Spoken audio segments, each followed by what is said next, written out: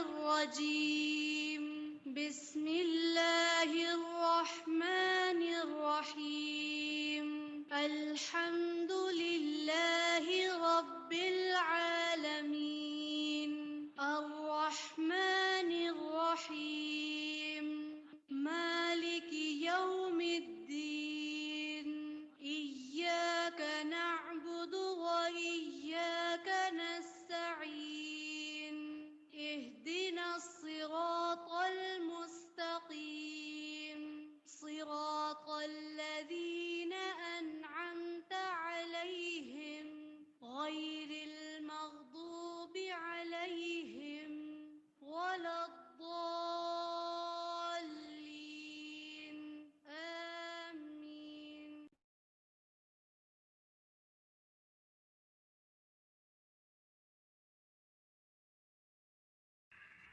اعوذ باللہ من الشیطان الرجیم بسم اللہ الرحمن الرحیم السلام علیکم ورحمۃ اللہ وبرکاتہ. کیسے ہیں آپ لوگ؟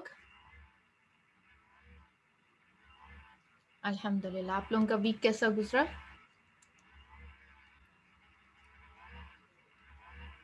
الحمدللہ. چلیں دعا کے ساتھ جو ہے وہ اپنے آج کے سیشن کا آغاز کریں گے. نحمد و نصلی علی رسولہ الکریم اما بعد فاعوذ باللہ من الشیطان الرجیم بسم اللہ الرحمن الرحیم رب اشرح لی صدری ویسر لی امری واحلل عقدۃ من لسانی یفقہوا قولی اللہم فقہنا فی الدین رب یسر ولا تعسر وتمم بالخیر اللہم اجعل عملی کلہ صالحا واجعلہ لوجہک خالصا ولا تجعل لأحد فی شیئا آمین الہی آمین. الحمدللہ ہماری سورہ نساء جو ہے وہ چل رہی ہے. کسی نے جا کے چیک کیا کتنی آیتیں رہ گئی ہیں اور کتنی ہم نے کمپلیٹ کر لی ہیں؟ کبھی چیک کیا آپ لوگوں نے جا کے؟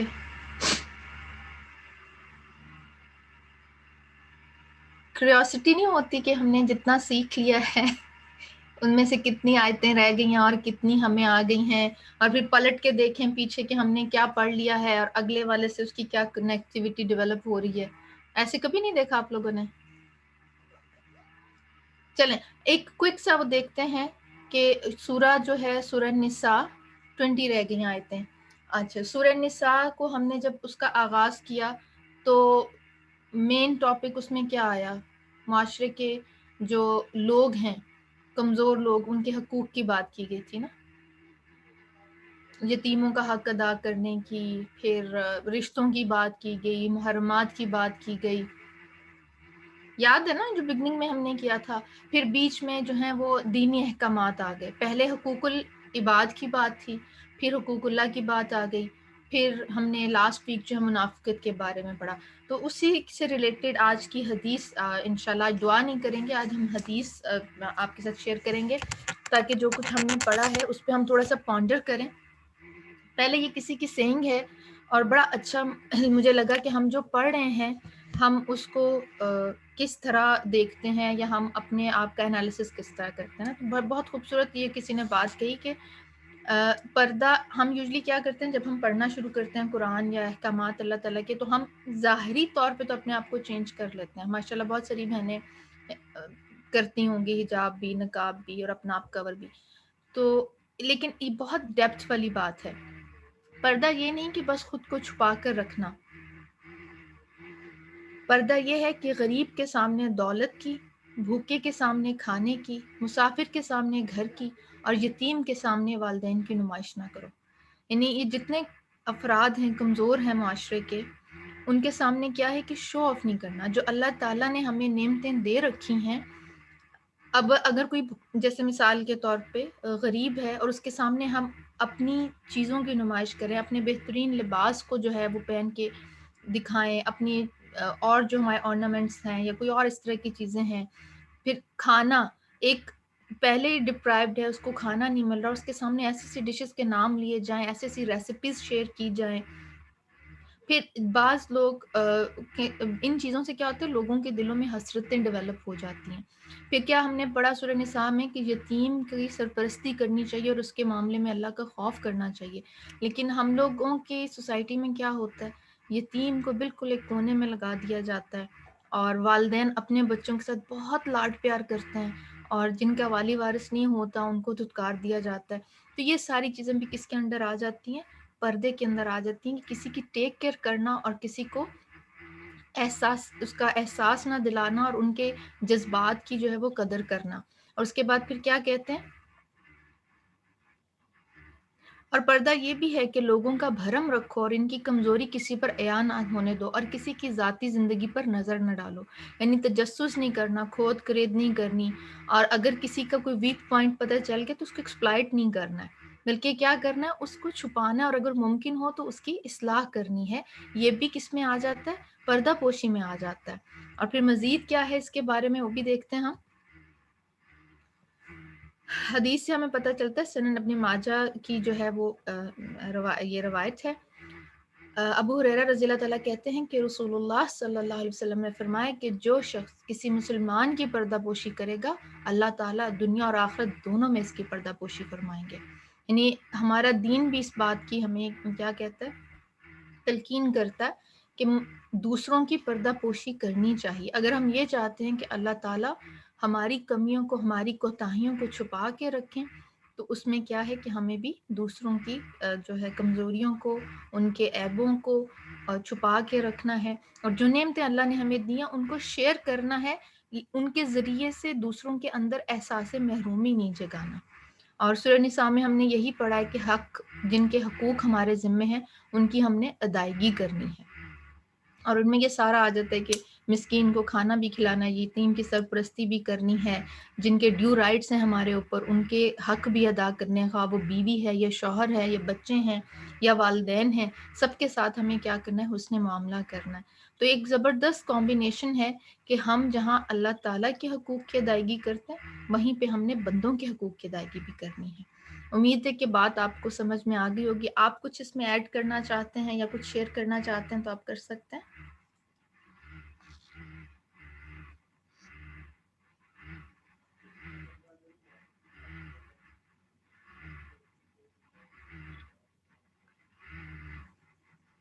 چلیں، جزاکم اللہ خیر کثیرہ۔ ان جتنی دیر میں جو ہے استاذہ کا سیشن ہم کنیکٹ کرتے ہیں لائیو ان کے ساتھ، آپ لوگ اپنا ورک اسٹیشن ریڈی کیجیے، اپنے نوٹس کو ایک نظر دیکھ لیجیے تاکہ ہم آگے سے لیسن کنٹینیو کر سکیں۔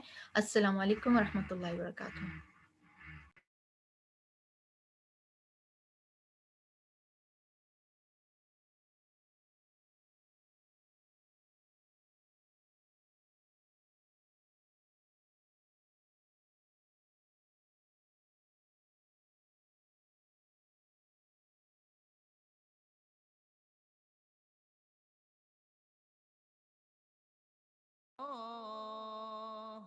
والحمد لله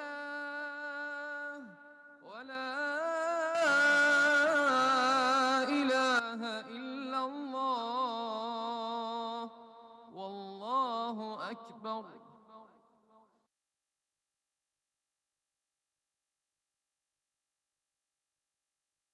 سبحان الله وبحمده عدد خلقه ورضا نفسه وزنة عرشه ومداد كلماته سبحان الله وبحمده عدد خلقه ورضا نفسه وزنة عرشه ومداد كلماته سبحان الله وبحمده عدد خلقه ورضا نفسه وزنة عرشه ومداد كلماته۔ السلام علیکم ورحمۃ اللہ وبرکاتہ۔ کیا حال ہے سب کا؟ سبحان الله والحمد لله ولا إله إلا الله والله أكبر سبحان الله والحمد لله ولا إله إلا الله والله أكبر سبحان الله وبحمده عدد خلقه ورضا نفسه وزنة عرشه ومداد كلماته سبحان الله وبحمده عدد خلقه ورضا نفسه وزنة عرشه ومداد كلماته سبحان الله وبحمده عدد خلقه ورضا نفسه وزنة عرشه ومداد كلماته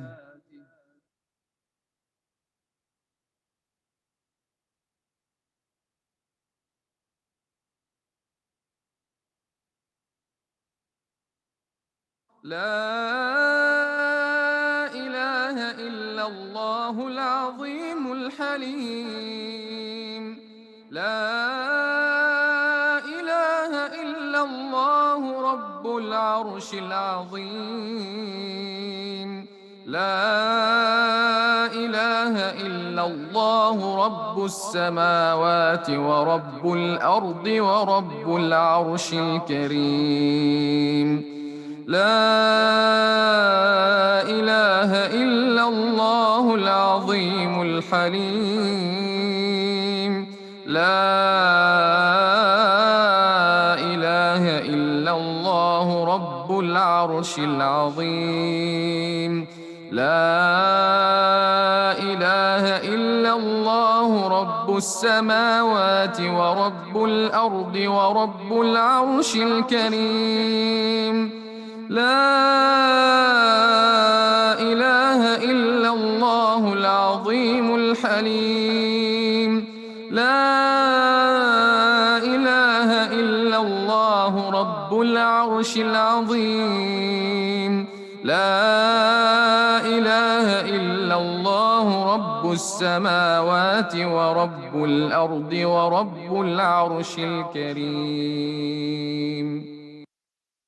اللهم اجعلني صبورا واجعلني شكورا واجعلني في عيني صغيرا وفي أعين الناس كبيرا. سبحان الله العظيم وبحمده سبحان الله العظيم وبحمده سبحان الله العظيم وبحمده سبحان الله وبحمده عدد خلقه ورضا نفسه وزنة عرشه ومداد كلماته سبحان الله وبحمده عدد خلقه ورضا نفسه وزنة عرشه ومداد كلماته سبحان الله وبحمده عدد خلقه ورضا نفسه وزنة عرشه ومداد كلماته الله أكبر الله أكبر الله أكبر لا إله إلا الله والله أكبر الله أكبر ولله الحمد الله أكبر الله أكبر الله أكبر لا إله إلا الله والله أكبر الله. رسول الله وما قتلوه وما صلبوه ولكن شبح لهم وإن الذين اختلفوا فيه لفي شك منه ما لهم به من علم إلا اتباع الظن وما قتلوه يقينا. اور ان کے یہ کہنے کی وجہ سے کہ بے شک ہم نے ہی اللہ کے رسول مسیح عیسیٰ ابن مریم کو قتل کیا، حالانکہ نہ انہوں نے اسے قتل کیا اور نہ اسے سولی پر چڑھایا، بلکہ یہ معاملہ ان پر مشتبہ بنا دیا گیا، اور بے شک جنہوں نے اس میں اختلاف کیا ہے یقیناً وہ اس کے بارے میں شک میں پڑے ہوئے ہیں، انہیں اس کے بارے میں کوئی علم نہیں سوائے گمان کی پیروی کرنے کے، اور انہوں نے اسے یقینی طور پر قتل نہیں کیا۔ یہودیوں نے یہ دعویٰ کیا تھا کہ انہوں نے عیسیٰ ابن مریم کو قتل کر دیا تھا، اور یہودی حضرت عیسیٰ علیہ السلام کو رسول اللہ حقارت اور مذاق کے طور پر کہتے تھے۔ تو اللہ سبحانہ تعالیٰ نے ان کے اس دعویٰ کی تردید کی اور کہا کہ انہوں نے عیسیٰ کو نہ قتل کیا اور نہ پھانسی دی، بلکہ وہ شبہ میں ڈال دیے گئے۔ وَقَوْلِهِمْ إِنَّا قَتَلْنَا الْمَسِيحَ، اور ان کا کہنا کہ یقیناً ہم نے مسیح کو قتل کر دیا۔ مسیح عیسیٰ علیہ السلام کا لقب ہے، اور مسیح ان کو ان کی عزت اور شرف کی وجہ سے دیا جاتا ہے، اور اس لیے بھی کہ وہ جب مسح کرتے تھے، یعنی مسیح کا لفظ مسح سے ہے، یعنی جب ہاتھ پھیرتے تھے تو اگر کسی نابینا پہ ہاتھ پھیرتے تو وہ بینا ہو جاتا اللہ کے اذن سے، اگر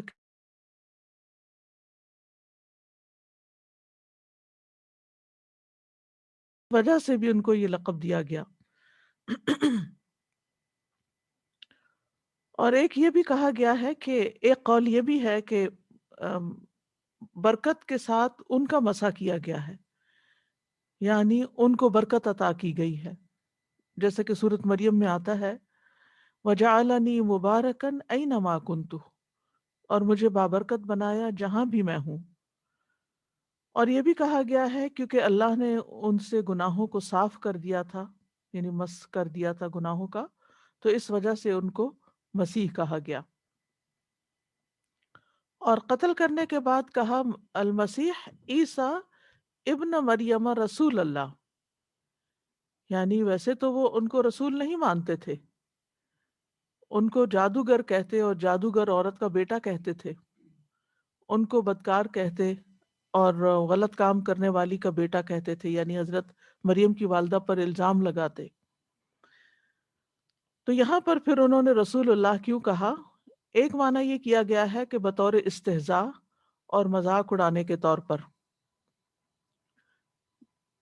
اور دوسرا یہ بھی کہا گیا کہ یہ اللہ تعالیٰ کا قول ہے، یعنی اللہ سبحانہ تعالیٰ نے ان کے قبیح فعل کے مقابلے میں عیسیٰ علیہ السلام کا مقام بلند کر دیا، اور اس مقام کو بیان بھی یہاں پر کیا۔ وما قتلوہ وما صلبوہ ولکن شبہ لہم، انہوں نے اس کو قتل نہیں کیا اور نہ اسے صلیب پہ چڑھایا، نہ سولی چڑھایا، لیکن معاملہ ان پر مشتبہ کر دیا گیا۔ وما صلبوہ، یعنی انہوں نے عیسیٰ علیہ السلام کو سولی پر نہیں چڑھایا، عیسیٰ علیہ السلام تو اوپر اٹھا لیے گئے تھے۔ ولیکن شبہ لہم، کسی اور پر تشبیہ ڈال دی گئی تھی، یعنی وہ عیسیٰ علیہ السلام جیسے نظر آتے تھے۔ تو ایک قول یہ ہے کہ یہ مشابہت اسی شخص پر ڈالی گئی جس نے یہودیوں کو عیسیٰ علیہ السلام کے بارے میں اطلاع دی تھی، کیونکہ یہود جو تھے وہ عیسیٰ علیہ السلام کے بارے میں کھود کرید کر رہے تھے کہ وہ کہاں پر ہیں تاکہ انہیں قتل کیا جا سکے۔ تو عیسیٰ علیہ السلام اور ان کی والدہ یہودیوں سے اپنی جان کا خطرہ محسوس کرتے ہوئے زمین میں مسلسل سیاحت اور سفر کرتے رہتے تھے۔ تو ان کو بتایا گیا کہ عیسیٰ علیہ السلام فلاں گھر میں ہیں، تو انہوں نے عیسیٰ علیہ السلام کو قتل کرنے کے لیے وہاں پر ایک گروہ بھیجا۔ تو جس نے یہ خبر دی تھی وہ عیسیٰ علیہ السلام کے قریبی لوگوں میں سے ہی ایک تھا۔ تو ہوا یہ کہ جب وہ لوگ جو عیسیٰ علیہ السلام کو ڈھونڈ رہے تھے قتل کرنے کے لیے، جب وہ اس مقام پر پہنچے یا اس گھر میں پہنچے جہاں عیسیٰ علیہ السلام اپنے دیگر ساتھیوں کے ساتھ موجود تھے، تو جس شخص نے خبرگیری کی تھی اسی کو عیسیٰ علیہ السلام کی شکل دے دی گئی۔ عیسیٰ علیہ السلام کو اللہ تعالیٰ نے اٹھا لیا اور اس شخص کو قتل کر دیا گیا۔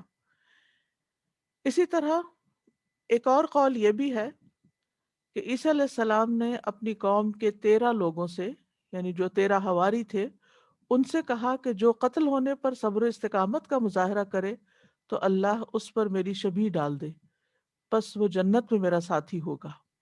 تو ایک نوجوان کھڑا ہوا اور اس نے کہا میں حاضر ہوں۔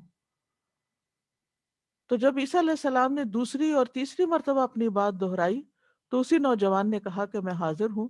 تو عیسیٰ علیہ السلام نے کہا، تو پھر اس کے بعد عیسیٰ علیہ السلام کی جو تشبیہ تھی اس نوجوان پر ڈال دی گئی۔ عیسیٰ علیہ السلام نے نجات حاصل کر لی۔ یہودی اندر داخل ہوئے اور انہوں نے اس نوجوان کو عیسیٰ عیسیٰ علیہ السلام سمجھ کر قتل کر دیا اور سولی پر لٹکا دیا۔ تو یہاں پر اللہ سبحانہ تعالیٰ نے واضح طور پر رد کیا ہے کہ انہوں نے نہ تو عیسیٰ علیہ السلام کو قتل کیا اور نہ ہی سولی چڑھایا۔ وَإِنَّ الَّذِينَ اخْتَلَفُوا فِيهِ، اور بے شک وہ لوگ جنہوں نے اس بارے میں اختلاف کیا ہے، لفی شک منہ، وہ بھی اس کے بارے میں شک میں ہے۔ ما لہم بہ من علم، ان کے پاس اس کا کوئی علم نہیں، الا اتباع الظن، سوائے گمان کی پیروی کے، وما قتلوہ یقیناً، اور انہوں نے اس کو یقینی طور پر قتل نہیں کیا۔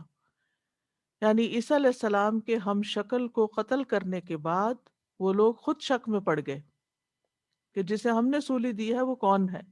بعض نے کہا مسیحی قتل ہوئے ہیں، بعض نے کہا نہیں یہ مسیح تو نہیں، یہ تو کوئی اور ہے، اور خود انہیں بھی یقین نہ ہوا کہ واقعی ہم نے انہی کو صلیب پر چڑھایا۔ تو اللہ تعالیٰ فرماتے ہیں کہ بس یہ ایک گمان کی پیروی کے سوا ان کے پاس کچھ نہیں ہے، یقینی علم تو بہت دور کی بات ہے، وہ خود بھی اس شک میں پڑے ہوئے ہیں، اختلاف کا شکار ہیں۔ تو اس بارے میں ہم دیکھتے ہیں کہ عیسیٰ علیہ السلام کے بارے میں، ان کی الوہیت کے بارے میں اور ان کے بارے میں ویسے بھی وہ لوگ یعنی شک میں مبتلا ہیں، عیسائیوں کے فرقے بنے ہوئے ہیں، اور کہا جاتا ہے کہ 4 فرقوں میں یہ لوگ تقسیم تھے: نستوریہ، یعقوبیہ، ملکانیہ اور مرقوسیہ، اور انہی میں سے نجران کے عیسائی بھی ہیں۔ نستوریہ کہتے تھے کہ عیسیٰ اللہ کے بیٹے ہیں، یعقوبیہ اور ملکانیہ کہتے کہ عیسیٰ ہی اللہ ہیں، اور مرقوسیہ کہتے کہ وہ 3 کا ایک ہیں، اور یہ سبھی حقیقت سے دور کی بات کرتے ہیں۔ تو بہرحال یہاں پر اس بات کا رد کر دیا گیا کہ عیسیٰ علیہ السلام کو قتل نہیں کیا گیا، بلکہ ہمارے عقیدے کے مطابق کیا ہے، اور جو قرآن و سنت سے ثابت ہے کہ بل نیکسٹ آیت میں آتا ہے وہ بل رفعه الله إليه وكان الله عزيزا حكيما، بلکہ اللہ نے اسے اپنی طرف اٹھا لیا اور اللہ بہت زبردست خوب حکمت والا ہے۔ یعنی اللہ سبحانہ تعالیٰ نے ان کو آسمانوں پر اٹھا لیا۔ قتل کوئی اور ہوا تھا، وہ اللہ کی طرف چلے گئے اپنے جسم اور روح کے ساتھ، اور آخری زمانے میں انشاءاللہ قیامت سے پہلے وہ دوبارہ دنیا میں آئیں گے اور 40 برس تک یہاں رہیں گے، جیسے کہ صحیح مسلم کی روایت میں ہے، اور اس کے بعد وہ شادی بھی کریں گے، اور اس کے بعد یہ ہے کہ وہ طبعی موت مریں گے، اور پھر وہ دنیا سے جائیں گے۔ وَكَانَ اللَّهُ عَزِيزًا حَكِيمًا، اور ہے اللہ بہت زبردست خوب حکمت والا۔ کان اللہ عزیزًا، عزیز عزت والا، غلبے والا، عزت کے معنوں میں غالب رہنے کی عزت، قدر و منزلت کی عزت، اور محفوظ ہونے کی عزت۔ یعنی اللہ سبحانہ تعالیٰ غالب ہے، کوئی اسے مغلوب نہیں کر سکتا۔ اگر وہ کسی کو اٹھانا چاہے زندہ تو وہ اٹھا سکتا ہے۔ اور پھر یہ ہے کہ اللہ سبحانہ تعالیٰ چونکہ غالب ہے تو جو اس نے چاہا کیا عیسیٰ علیہ السلام کے معاملے میں، اور کوئی اللہ تعالیٰ کو روک نہیں سکا۔ اور پھر حکیمہ، حکمت والا ہے، اور حکم بھی اسی کا چلتا ہے۔ یعنی اللہ سبحانہ تعالیٰ اگر العزیز ہے تو وہ اپنے دوستوں کو عزت بھی دیتا ہے اور ان کو محفوظ بھی کرتا ہے، اور پھر ان کو دوسروں کے لیے ایک بہترین نمونہ بھی بنا دیتا ہے۔ تو پچھلی ان آیات میں یہود کے 6 جرم بیان کیے گئے، جو شروع ہوتے ہیں فَبِمَا نَقْضِهِمْ مِيثَاقَهُمْ سے۔ تو ایک یہی ہے کہ انہوں نے اللہ سے کیے ہوئے عہد توڑے۔ دوسرا وَكُفْرِهِمْ بِآيَاتِ اللَّهِ، اللہ کی آیات کا انکار کیا۔ تیسرا وَقَتْلِهِمُ الْأَنْبِيَاءَ بِغَيْرِ حق، اللہ کے نبیوں کو ناحق قتل کیا۔ چوتھا وقولہم قلوبنا غلف، ان کا کہنا کہ ہمارے دل غلافوں میں ہیں۔ اور پانچواں وبکفرہم وقولہم علی مریم بہتانا عظیما، اور ان کا کفر کرنا اور یہ کہنا اور مریم علیہ السلام پر بہتان عظیم لگانا۔ اور پھر وقولہم انا قتلنا المسیح عیسی ابن مریم، اور ان کا کہنا کہ ہم نے مسیح عیسیٰ ابن مریم کو قتل کیا، حالانکہ ایسا نہیں۔ تو اللہ سبحانہ وتعالیٰ نے یہ واضح کر دیا کہ انہوں نے عہد توڑے، اللہ کی آیات کا انکار کیا، نبیوں کو ناحق قتل کیا، اللہ پہ جھوٹ باندھا، اور مریم علیہ السلام پر الزام لگایا، اور یہ بھی جھوٹی بات کی کہ ہم نے مسیح کو قتل کر دیا۔ تو یہ ان کے جرائم ہیں جن کا وہ کھلم کھلا اظہار کرتے رہے۔ نیکسٹ۔ وَإِن مِّنْ أَهْلِ الْكِتَابِ إِلَّا لَيُؤْمِنَنَّ بِهِ قَبْلَ مَوْتِهِ وَيَوْمَ الْقِيَامَةِ يَكُونُ عَلَيْهِمْ شَهِيدًا۔ اور اہل کتاب میں سے کوئی بھی ایسا نہیں مگر یہ کہ وہ اپنی موت سے پہلے اس پر ضرور ایمان لے آئے گا، اور قیامت کے دن وہ ان کے خلاف گواہ ہوگا۔ اس آیت کے دو معنی بیان کیے جاتے ہیں۔ وَإِن مِّنْ أَهْلِ الْكِتَابِ إِلَّا لَيُؤْمِنَنَّ بِهِ، یعنی بِهِ سے مراد کون ہے؟ عیسیٰ علیہ السلام ہے۔ اور پھر قبل موتہ، ہی کی ضمیر کس کی طرف جاتی ہے؟ ایک یہ ہے کہ ہی کی ضمیر یہاں پر اہل کتاب کے اس اہل کتاب یعنی نصارہ کے ہر شخص کی طرف لوٹتی ہے جس پر بھی موت طاری ہوتی ہے، تو وہ موت کے وقت عیسیٰ علیہ السلام پر ایمان لے آتا ہے، لیکن یہ فائدہ نہیں دیتا کیونکہ فرعون بھی مرتے وقت ایمان لے آیا تھا۔ یعنی ایک معنی کیا ہے کہ اہل کتاب میں سے کوئی بھی ایسا نہیں کہ وہ اپنے مرنے سے پہلے عیسیٰ علیہ السلام پر ایمان نہ لے آئے، وہ ضرور ایمان لائے گا، جیسے فرعون اللہ تعالیٰ پر ایمان لے آیا مرتے وقت۔ دوسرا معنی یہ کیا گیا ہے کہ عیسیٰ علیہ السلام جب دوبارہ دنیا میں آئیں گے تو جتنے بھی اہل کتاب ہوں گے وہ سارے ان پر ایمان لے آئیں گے، یعنی آسمان سے جب نزول فرمائیں گے تو اہل کتاب میں سے ہر ایک عیسیٰ علیہ السلام پر ایمان لے آئے گا، اور دونوں ایمانیں جو ہیں وہ درست ہیں، اور ان میں کوئی آپس میں اختلاف یعنی تناقض نہیں ہے، کنٹراڈکشن نہیں ہے، کیونکہ دونوں ہی باتیں ممکن ہیں۔ اور ویسے بھی یہ کہ ضمیر عیسیٰ علیہ السلام کی طرف لوٹ رہی ہے کیونکہ عیسیٰ علیہ السلام آخری زمانے میں نزول فرمائیں گے اور صلیب توڑ دیں گے، خنزیر کو قتل کریں گے، اور اسلام کے سوا کوئی چیز قبول نہیں کریں گے، یہاں تک کہ جزیہ بھی قبول نہیں کریں گے۔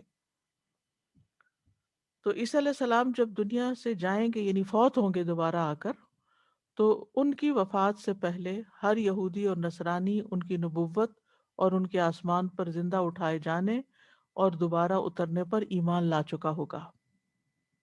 یعنی قبل موت ہی سے مراد یہاں عیسیٰ علیہ السلام کی موت ہے، اور ہم جانتے ہیں کہ عیسیٰ علیہ السلام قیامت سے پہلے نزول فرمائیں گے۔ اس کے بارے میں صحیح مسلم میں روایت ہے، رسول اللہ صلی اللہ علیہ وسلم نے فرمایا اللہ عیسیٰ ابن مریم کو بھیجے گا، پس وہ سفید مینار پر دمشق کے مشرق کی جانب اتریں گے، وہ زرد کپڑے پہنے ہوئے اپنے دونوں ہاتھ فرشتوں کے بازو پر رکھے ہوئے ہوں گے۔ سنن نبی داؤد کی روایت میں آتا ہے جب تم انہیں دیکھو گے تو پہچان جاؤ گے کہ درمیانی قامت والے ہیں، اور ان کا رنگ سرخ و سفید ہوگا، ہلکے زرد رنگ کے لباس میں ہوں گے، ایسے محسوس ہوگا جیسے ان کے سر سے پانی ٹپک رہا ہو، حالانکہ پانی نہیں ہوگا، چوڑے سینے والے ہیں۔ ابن عمر کہتے ہیں نبی صلی اللہ علیہ وسلم نے فرمایا میں نے شب معراج عیسیٰ، موسیٰ اور ابراہیم علیہ السلام کو دیکھا، پس عیسیٰ علیہ السلام سرخ رنگ، گھٹے بدن والے یعنی گٹھے ہوئے اور چوڑے سینے والے ہیں، اور موسیٰ علیہ السلام گندمی رنگ کے دراز قد سیدھے بالوں والے ہیں، گویا قبیلہ الزت کے لوگوں میں سے ہیں۔ تو یہ نبی صلی اللہ علیہ وسلم نے ان کی پہچان دی. جب وہ دنیا میں آئیں گے لوگ ان کو پہچان لیں گے، ان پہ ایمان لے آئیں گے، پھر وہ فوت ہوں گے تو ان کے فوت ہونے سے پہلے سبھی ایمان لا چکے ہوں گے. مسلمان تو ایمان لائیں گے ہی، لیکن باقی لوگ بھی ان پر ایمان لے آئیں گے. عیسیٰ علیہ السلام ہی دجال کو بھی قتل کریں گے، اور عیسیٰ علیہ السلام کے آنے کے بعد تمام ادیان ختم ہو جائیں گے، ہر طرف سب لوگ مسلمان ہو جائیں گے. وَيَوْمَ الْقِيَامَةِ يَكُونُ عَلَيْهِمْ شَهِيدًا، اور قیامت کے دن وہ ان پر گواہ ہوں گے. یعنی قیامت کے دن عیسیٰ علیہ السلام کی بھی گواہی ہوگی، جس کا تفصیل سے ذکر سورۃ المائدہ میں آتا ہے، آیت نمبر 116 اور 117 میں. اور جب اللہ کہے گا اے عیسیٰ ابن مریم، کیا تو نے لوگوں سے کہا تھا کہ مجھے اور میری ماں کو اللہ کے سوا دو معبود بنا لو؟ تو وہ فرمائے گا، تو وہ کہے گا تو پاک ہے، یعنی اللہ تعالیٰ تو پاک ہے، میرے لیے جائز ہی نہیں کہ میں وہ بات کہوں جس کا مجھے کوئی حق نہیں. اگر میں نے یہ بات کہی تھی تو یقیناً تو نے اسے جان لیا. تو جانتا ہے جو میرے نفس میں ہے، اور میں نہیں جانتا جو تیرے نفس میں ہے. یقیناً تو ہی سب چھپی باتوں کو خوب جاننے والا ہے. میں نے انہیں اس کے سوا کچھ نہیں کہا جس کا تو نے مجھے حکم دیا تھا کہ اللہ کی عبادت کرو جو میرا رب اور تمہارا رب ہے، اور میں ان پر گواہ تھا جب تک میں ان میں رہا. پھر جب تو نے مجھے اٹھا لیا تو ہی ان پر نگران تھا، اور تو ہر چیز پر گواہ ہے. تو قیامت کے دن عیسیٰ علیہ السلام ان کے یعنی اپنی قوم کے خلاف گواہی دیں گے. وَيَوْمَ الْقِيَامَةِ يَكُونُ عَلَيْهِمْ یعنی عَلَىٰ قَوْمِهِ شَهِيدًا، اور وہ کہیں گے کہ میں نے ان کو اس کے سوا کوئی حکم نہیں دیا کہ اللہ کی عبادت کرو جو میرا اور تمہارا رب ہے. نیکسٹ. فبظلم من الذين هادوا حرمنا عليهم طيبات أحلت لهم وبصدهم عن سبيل الله كثيرا. پھر جو یہودی بن گئے ان کے ظلم کی وجہ سے اور اکثر لوگوں کو اللہ کے راستے سے روکنے کی وجہ سے ہم نے ان پر حلال کی گئی پاکیزہ چیزیں حرام کر دیں. فَبِظُلْمٍ، یہاں جو با ہے یہ سببیہ ہے، اور ظلم کا معنی ہے نقص. جیسے سورۃ کہف میں آتا ہے نا، کلتا الجنتین آتت اکلها ولم تظلم منہ شیئا، یعنی اس میں سے کچھ بھی کمی نہ کی. لیکن شرعی معنی ظلم کا کیا ہوتا ہے؟ وضع الشیء فی غیر محلہ، یعنی کسی چیز کو اس کی اپنی اصل جگہ سے ہٹا کے کہیں اور رکھ دینا. اور سب سے بڑا ظلم کیا ہے؟ شرک. ان الشرک لظلم عظیم. تو ظلم کی دو قسمیں ہوتی ہیں، ایک وہ ظلم ہوتا ہے جو انسان اور رب کے درمیان میں ہوتا ہے، اور ایک وہ ہوتا ہے جو انسان اور اللہ کی مخلوق کے درمیان ہوتا ہے.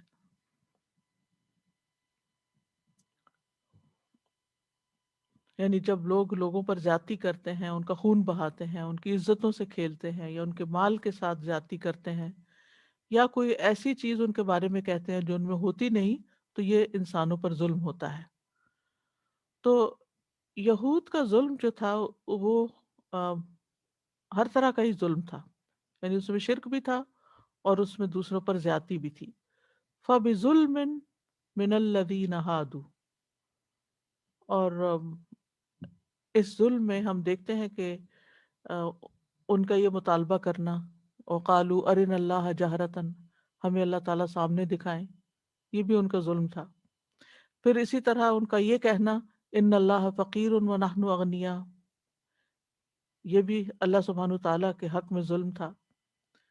پھر ایک اور جگہ پر آتا ہے وقالت الیہود ید اللہ مغلولہ، کہ اللہ کے ہاتھ بندھے ہوئے ہیں، نعوذ باللہ. پھر وقالوا لن تمسنا النار الا ایاما معدودہ، یعنی اللہ تعالیٰ کے فیصلے اپنے ہاتھ میں لے لیے اور کہا کہ ہمیں تو آگ نہیں چھوئے گی مگر چند دن. تو یہ تو انہوں نے اللہ کے معاملے میں ظلم کیے. اور مخلوق کے معاملے میں آپ دیکھیں کہ کتنے انبیاء کو انہوں نے قتل کر دیا، کچھ پر ایمان لائے، کچھ کا انکار کیا. تو یہ سارے ظلم تھے جس میں یہود پڑے ہوئے تھے، اور پھر خاص طور پر جو عیسیٰ علیہ السلام کے ساتھ کیا انہوں نے.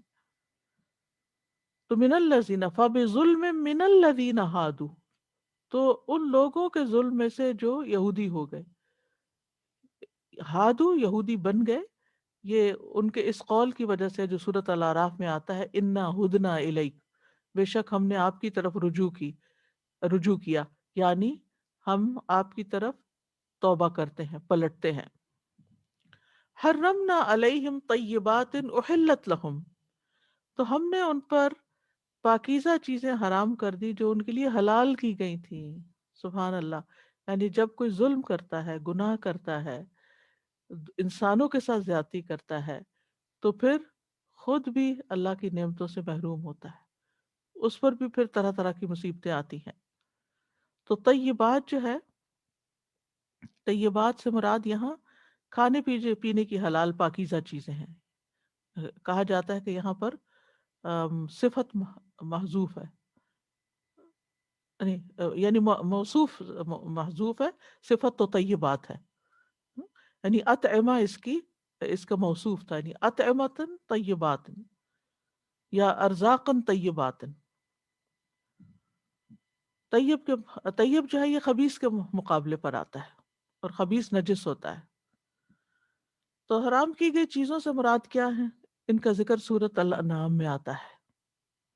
سورۃ الانعام کی آیت نمبر 146 میں اس کی تفصیل ملتی ہے، اور ان لوگوں پر جو یہودی بن گئے ہم نے ہر ناخن والا جانور حرام کر دیا، اور گایوں اور بکریوں میں سے ہم نے ان پر دونوں کی چربیاں حرام کر دی، سوائے اس کے جو ان کی پشت یا انتڑیاں اٹھائے ہوئے ہوں یا جو کسی ہڈی کے ساتھ ملی ہو، یہ ہم نے انہیں ان کی سرکشی کی جزا دی۔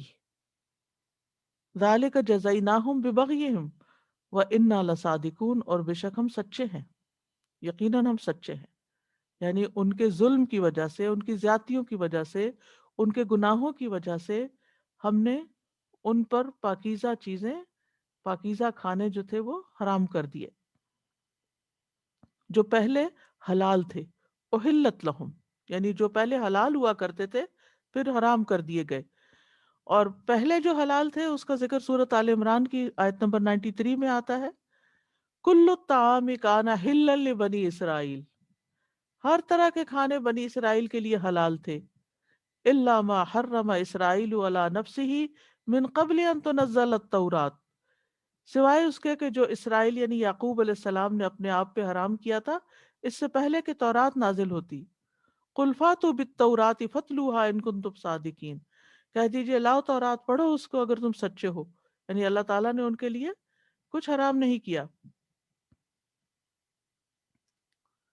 اور اہل کتاب پر جو طیبات حرام ہوئی ان میں ایک تو کھانے کا ذکر آ ہی گیا، لیکن بعض علماء کہتے ہیں کہ اس کا مطلب ہے کہ یہ حرمت قدری بھی ہو سکتی ہے، یعنی جب انہوں نے اپنی کتاب کی تعویل کی اور احکام الہی کو بدل کر بہت سی حلال چیزوں کو اپنے اوپر تشدد اور سختی اور تنگی کے باعث حرام کر دیا، تو یعنی اللہ نے ان کو حکم نہیں دیا تھا بلکہ خود ایسا کیا۔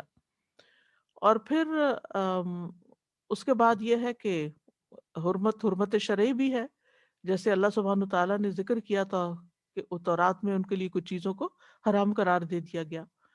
تو یہ بنی اسرائیل کی زیادتیوں کی وجہ سے بطور سزا ان پر یہ چیزیں حرام کی گئی تھیں، اصل بات یہ ہے۔ اور ان کے ظلم میں آگے بھی چیزیں مزید ذکر آئیں گی کہ انہوں نے جو یعنی ان کے حرام کھانے کی وجہ سے، ان کے سود کھانے کی وجہ سے، اور اسی طرح کے اور غلط کام کرنے کی وجہ سے، وَبِصَدِّهِمْ عَنْ سَبِيلِ اللَّهِ كَثِيرًا، اور اللہ کے راستے سے بہت زیادہ روکنے کی وجہ سے۔ ٹھیک ہے نا، یہ آپ آیت کو دیکھیے نا، تو جو یہودی بن گئے ان کے ظلم کی وجہ سے، تو ظلم کا معنی آپ کو بتایا گیا۔ حرمنا علیہم طیبات، طیبات سے مراد پاکیزہ کھانے، اور اس کے علاوہ چیزیں بھی ہو سکتی ہیں جو ان کے لیے حلال تھی۔ وَبِصَدِّهِمْ عَنْ سَبِيلِ اللَّهِ كَثِيرًا، اور بِظُلْمٍ وَبِصَدِّهِمْ، ان کے ظلم اور ان کے اللہ کے راستے سے روکنے کی وجہ سے یہ سب ان کے ساتھ ہوا۔ یعنی دوسرا بڑا جرم ان کا کیا تھا کہ انہوں نے اللہ کے دین اور شریعت سے لوگوں کو روکا۔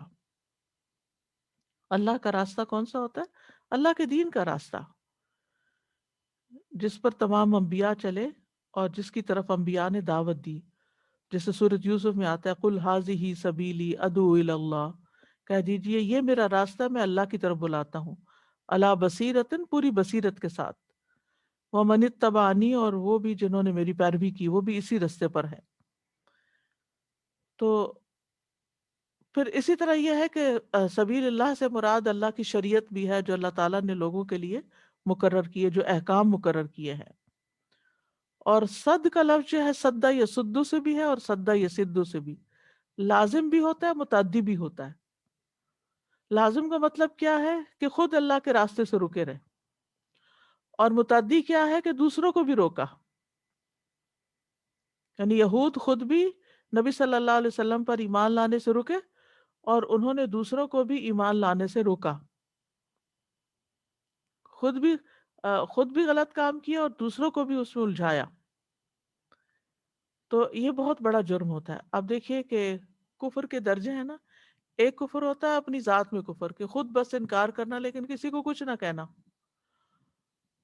لیکن ایک ہوتا ہے خود بھی رکنا اور دوسروں کو روکنا، یہ کفر پر کفر ہے، یہ اشد الکفر ہے، اور یہ اللہ کے نزدیک بہت غضب دلانے والی بات ہے کہ انسان خود غلط کام کرے اور پھر دوسروں کو بھی اس کی دعوت دے۔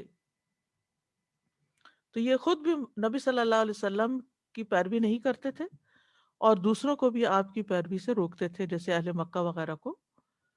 اور جب مشرکین مکہ نے ان سے پوچھا کہ تمہارے پاس علم ہے، تمہارے پاس کتاب ہے، بتاؤ کہ ہمارا دین بہتر ہے یا محمد صلی اللہ علیہ وسلم کا دین، تو انہوں نے کیا کہا؟ تمہارا ہی دین بہتر ہے، یعنی مشرکین کا دین۔ تو مشرکین کو روک دیا نبی صلی اللہ علیہ وسلم پر ایمان لانے سے۔ تو یہ آیت بہت سبق رکھتی ہے اپنے اندر۔ اس میں سب سے پہلا سبق یہ ہے کہ ظلم انسان کے لیے ہلاکت کا باعث بنتا ہے، کسی پر بھی ظلم نہیں کرنا چاہیے۔ ظلم کیا ہے؟ کسی کو اس کے حق سے محروم کرنا۔ اللہ نے جس انسان کا جو حق ہم پہ رکھا ہے، جیسے والدین کے حقوق ہیں، ہمسایوں کے حقوق ہیں، شوہر کے حقوق ہیں، بیوی کے حقوق ہیں، بچوں کے حقوق ہیں، مسافروں کے حقوق ہیں، مساکین اور یتیموں کے ان کے حقوق ہیں۔ تو جب کوئی شخص کسی کا حق مارتا ہے، مثلا یتیموں کو وراثت میں حصہ نہیں دیتا، تو وہ کیا کرتا ہے؟ ظلم کرتا ہے۔ اسی طرح اللہ سبحانہ و تعالیٰ کے حقوق ہیں، تو جب انسان اللہ کا حق نہیں دیتا، اللہ کا حق کیا ہے کہ اس کو ایک مانا جائے اور اسی کی عبادت کی جائے، اس کے سوا کسی اور کی عبادت نہ کی جائے۔ تو جب انسان شرک کرتا ہے تو یہ بہت بڑا ظلم کرتا ہے کہ اللہ کی عبادت میں کسی اور کو شریک کر لیتا ہے۔ تو جب انسان یا تو شرک کرے یا یہ کہ اللہ کا حق نہ دے، عبادت ہی نہ کرے، نماز ہی نہ پڑھے، تو ظلم جو ہے چاہے حقوق اللہ میں ہو یا حقوق العباد میں، دونوں ہی انسان کے لیے ڈیٹریمنٹل ہیں، دونوں ہی انسان کے لیے ہلاکت کا باعث ہے۔ اور خود ہی دوسرے پہ ظلم دراصل اپنی جان پہ ظلم ہے، یہ ہمیشہ یاد رکھیے۔ جیسے دوسرے پر احسان اپنے ساتھ احسان ہے، ان احسنتم احسنتم لانفسکم۔ تو اسی طرح جب ظلم کسی پر انسان کرتا ہے تو دراصل اپنے اوپر کرتا ہے، اپنا حق مارتا ہے۔ تو ظلم ہلاکت کا باعث ہے۔ قرآن مجید میں آتا ہے فَكَأَيٍّ مِّن قَرْيَةٍ أَهْلَكْنَاهَا وَهِيَ ظَالِمَةٌ فَهِيَ خَاوِيَةٌ عَلَىٰ عُرُوشِهَا وَبِئْرٍ مُّعَطَّلَةٍ وَقَصْرٍ مَّشِيدٍ، سورۃ الحج۔ کتنی ہی بستیاں ہیں، کتنی ہی بستیاں ہیں جنہیں ہم نے اس حال میں ہلاک کیا کہ وہ ظالم تھی، بس وہ اپنی چھتوں پہ گری ہوئی ہیں، اور کتنے ہی بیکار چھوڑے ہوئے کنویں ہیں، اور کتنے ہی مضبوط محل اجڑے پڑے ہیں۔ اسی طرح سورۃ الحج میں ہی آتا ہے وَكَأَيٍّ مِّن قَرْيَةٍ أَمْلَيْتُ لَهَا وَهِيَ ظَالِمَةٌ ثُمَّ أَخَذْتُهَا وَإِلَيَّ الْمَصِيرُ، کتنی ہی بستیاں جنہیں میں نے مہلت دی اس حال میں کہ وہ ظالم تھی، پھر میں نے انہیں پکڑ لیا اور میری ہی طرف لوٹ کے آنا ہے۔ سورۃ کہف میں آتا ہے وَتِلْكَ الْقُرَىٰ أَهْلَكْنَاهُمْ لَمَّا ظَلَمُوا، یہ بستیاں جنہیں ہم نے ہلاک کیا، کیوں کیا؟ لما ظلموا، جب انہوں نے ظلم کیا تو اس بنا پہ انہیں ہم نے ہلاک کیا۔ تو ظالم کے لیے اللہ کی پکڑ شدید ہے. اللہ تعالیٰ ظالم کو مہلت دیتا ہے لیکن جب پکڑتا ہے تو اس کو چھوڑتا نہیں. پھر اسی طرح یہ ہے کہ یہاں یہ بات پتہ چلتی ہے کہ بہت سے چیزیں جو ہماری زندگی میں ہو رہی ہوتی ہیں نا، ان کے پیچھے کچھ سبب ہوتا ہے. جیسے با سببیہ تھی نا، یا فب ظلم کی وجہ سے ان کے ساتھ یہ ہوا. تو اسی طرح بعض اوقات ہماری زندگی میں، بعض اوقات کیا بلکہ ہماری زندگی اسباب پر منحصر ہے. بہت سی چیزیں جو ہم کر رہے ہوتے ہیں، اچھی کر رہے ہوتے ہیں، تو اللہ تعالیٰ دنیا میں بھی اس کا اچھا بدلہ دے رہے ہوتے ہیں. برا کر رہے ہوتے ہیں تو دنیا میں بھی وہ سامنے آ رہا ہوتا ہے. مثلا اگر کوئی اپنے ماں باپ کو ستاتا ہے تو اس کی اولاد اس کو ستانے لگتی ہے. جو کسی کا حق مارتا ہے اس کا حق چھینا جاتا ہے، کوئی اور چھین کے لے جاتا ہے اس کا مال. یعنی کسی نے اپنے بہن بھائیوں کی جائیداد پہ قبضہ کیا تو یہاں اس کے گھر میں ایسی بیماری آئی کہ سارا مال ختم ہو گیا. یعنی دنیا میں بھی یہ ہوتا ہے، کیونکہ یہ جو یہود کے ساتھ ہوا تھا، فَبِظُلْمٍ مِّنَ الَّذِينَ هَادُوا حَرَّمْنَا عَلَيْهِمْ طَيِّبَاتٍ، تو یہ دنیا میں ہوا تھا. اسی طرح انسان بعض اوقات اپنی کچھ بیماریوں کی وجہ سے کچھ کھانے پینے کی پاکیزہ عمدہ چیزوں سے محروم ہو جاتا ہے، نہیں کھا سکتا. اللہ تعالیٰ ظلم نہیں کرتا بندوں کو کہ ان کو محروم کر دے طیبات سے. انہوں نے کہیں اپنے ساتھ کوئی زیادتی کی ہوتی ہے، اپنی صحت کا خیال نہیں رکھا ہوتا، یا اپنی نیند کا، یا جو بھی ان کو اپنے لیے کرنا چاہیے تھا انہوں نے نہیں کیا، اپنے اوپر ظلم کیا، تو پھر جسم بتاتا ہے ان کو، پھر بہت ساری چیزیں منع ہو جاتی ہیں. پھر اسی طرح یہ ہے کہ جیسے انہوں نے ان اللہ یامرکم ان تذبحوا بقرہ کا حکم دیا گیا تھا، لیکن جب انہوں نے بہت سی تعویلیں کی اور اس میں بہت سے سوال کیے تو ان کے اوپر وہ کام مشکل ہو گیا. تو سبب وہ خود تھے اس مشکل کا. تو ظلم جو ہے یہ انسان کو بھلائی سے محروم کر دیتا ہے. بعض اوقات ہوتا ہے نا، ہمیں کسی انسان کے ساتھ ضد ہوتی ہے، ہمیں وہ اچھا نہیں لگتا، تو ہم اس کے خلاف ایک محاذ آرائی قائم کر لیتے ہیں، اس کے ساتھ زیادتی شروع کر دیتے ہیں اور اپنا غصہ نکالتے رہتے ہیں. اور شیطان ہمیں آگ لگائے رکھتا ہے، اور ہم کسی نہ کسی طرح کبھی زبان سے، کبھی عمل سے، اپنے ہی رشتہ داروں کے اندر. آپ دیکھیں کتنے ہی لوگ ہیں جن کے گھروں کے اندر آپس کی لڑائیاں، فتنے، فساد ہیں. تو ان میں بھی انسان کو دوسرے کا حق پہچاننا چاہیے. مثلا باپ ہے نا، اگر کوئی سخت بات کر بھی رہا ہے، خاموشی اختیار کر لی جائے، کیونکہ اگر کوئی بات ایسی منہ سے نکل گئی جو ان کو ہرٹ کر گئی تو ایسا نہ ہو کہ وہ اپنے سامنے آ جائے، اپنے بچوں کی طرف سے آ جائے یا کسی اور شکل میں. اسی طرح آپ کسی کا مذاق اڑاتے ہیں، کچھ لوگوں کی عادت ہوتی ہے ایسے دوسروں کی چینگیں نکالنا اور دوسروں کے اوپر ہنسنا، دوسروں کی نقلیں اتارنا، کسی کے بولنے کے انداز کی نقل اتارنا، کسی کی چال کی نقل اتارنا. کچھ لوگوں نے ہنسی مذاق کا ذریعہ بنایا ہوتا ہے کہ فلاں تو ایسے چلتا ہے، فلاں یوں بیٹھتا ہے، فلاں یوں بولتا ہے. تو بعض اوقات وہی چیزیں اپنے سامنے آ جاتی ہیں. پھر اسی طرح ظلم کی وجہ سے، گناہوں کی وجہ سے انسان ہدایت سے محروم ہو جاتا ہے، دین سیکھنے کے راستے میں رکاوٹیں آ جاتی ہیں، خیر سے محروم ہو جاتا ہے.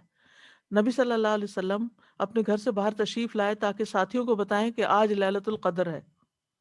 تو راستے میں دو لوگ ملے جو آپس میں لڑ رہے تھے، انصار کے، تو وہ آپ کے دل سے اٹھا لی گئی.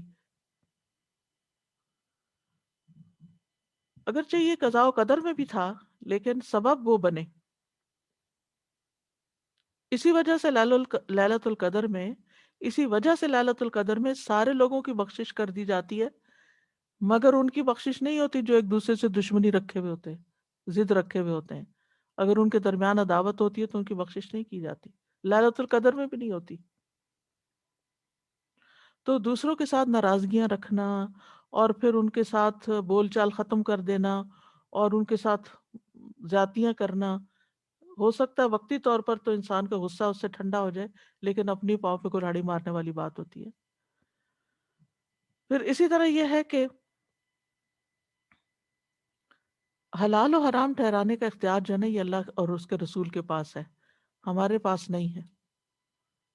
ہمیں نہیں کرنا چاہیے، کیونکہ انہوں نے اپنے کیونکہ یہاں پر ہے کہ اللہ نے ان کے لیے حرام کر دی تھی نا، تو اللہ تعالیٰ ایسا کر سکتا ہے. پھر اسی طرح اللہ کے راستے سے روکنا بھی بہت بڑا ظلم ہے، یہ اس آیت سے ہمیں پتہ چل رہا ہے. اور اللہ سبحانہ تعالیٰ کے راستے سے روکنے میں بعض اوقات یہ ہے کہ کسی انسان کو اشارے سے یا زبان سے یا اپنے عمل سے، اور یہود خاص طور پر لوگوں کو اللہ کے راستے سے بہت روکتے تھے. یعنی یہ جو آج کل ایک ٹرینڈ چلا ہوا نا کہ اگر کسی اسکالر کی کوئی ایک بات ٹھیک نہیں لگی تو اس کو کہا اس فلاں کو نہ سننا. بھائی کیوں؟ اس نے وہ فلاں بات کہی ہوئی ہے. بھائی وہ ایک بات ہے، ہر انسان سے غلطی ہو سکتی، بھول ہو سکتی ہے، سمجھ میں کمی بیشی ہو سکتی، کوئی اختلاف رائے ہو سکتا ہے. لیکن باقاعدہ لوگوں کو مہم چلا کے فتوے دے کے روکنا کہ فلاں کے درس میں نہ حاضر ہو، فلاں سے سیکھو نہیں، فلاں گمراہ ہے، فلاں، یہ ان چیزوں کے بارے میں بھی اللہ سے ڈرنا چاہیے. اور بعض اوقات بلا تحقیق لوگ باتیں کرتے ہیں، تو یہ بھی اللہ کے راستے سے روکنا ہوتا ہے. اسی طرح بعض اوقات ہم اپنے ہی بچوں کے اوپر دین کے معاملے میں زیادہ سختی کر کے ان کو دین سے متنفر کر دیتے ہیں، تو اس سے بھی اللہ کے راستے سے وہ رک جاتے ہیں ہمارے ہی اعمال کی وجہ سے.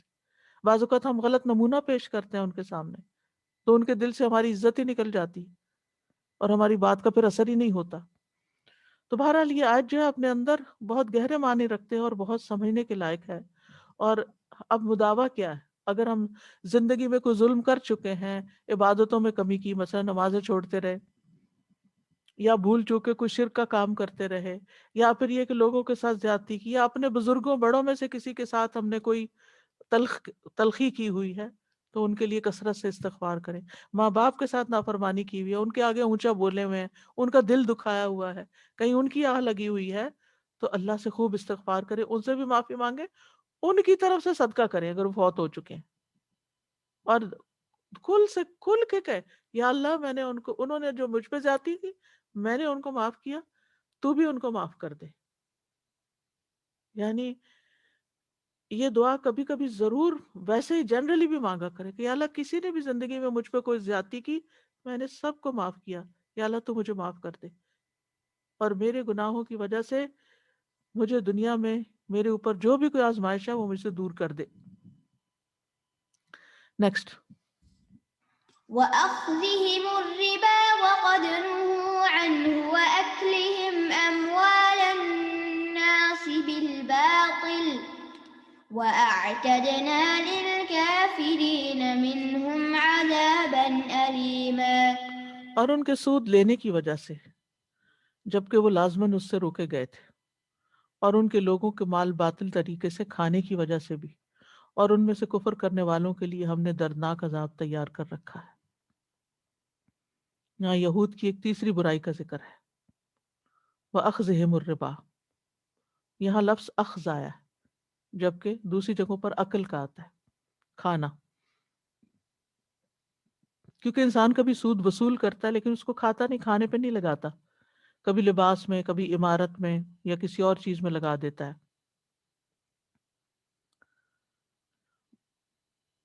تو روکنے کے باوجود وہ سود کا لین دین کرنے والے تھے. وقد نہو عنہ، یعنی ایسا نہیں تھا کہ لا علمی تھی، انہیں پتہ نہیں تھا، جہالت تھی، جان بوجھ کے پتہ تھا، روکے بھی گئے تھے، پھر بھی انہوں نے یہ کام کیا. اور ربا کہتے ہیں، لفظی معنی ربا کا مطلب ہوتا ہے زیادہ. وہ آتا نا قرآن مجید میں فَإِذَا أَنزَلْنَا عَلَيْهَا الْمَاءَ اهْتَزَّتْ وَرَبَتْ. اور ربا کا شرعی معنی کیا ہے؟ یعنی اصل مال میں زیادتی یا اضافہ.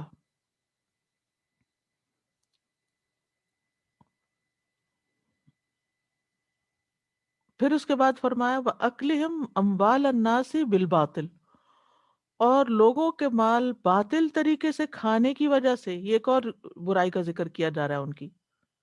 یعنی وہ لوگوں کے مالوں پہ قابض ہو گئے تھے. اچھا سوال ہی پیدا ہوتا ہے یہ ساری باتیں ہمیں کیوں سنائی جا رہی ہیں؟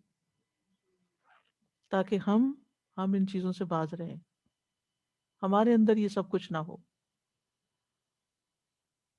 تو یہاں پر اکلہم سے مراد صرف کھانا نہیں بلکہ ان کے مال پہ قابض ہو جانا ہے، چاہے کھائیں یا پئیں یا اپنے مکان میں لگائیں یا کسی بزنس میں لگائیں.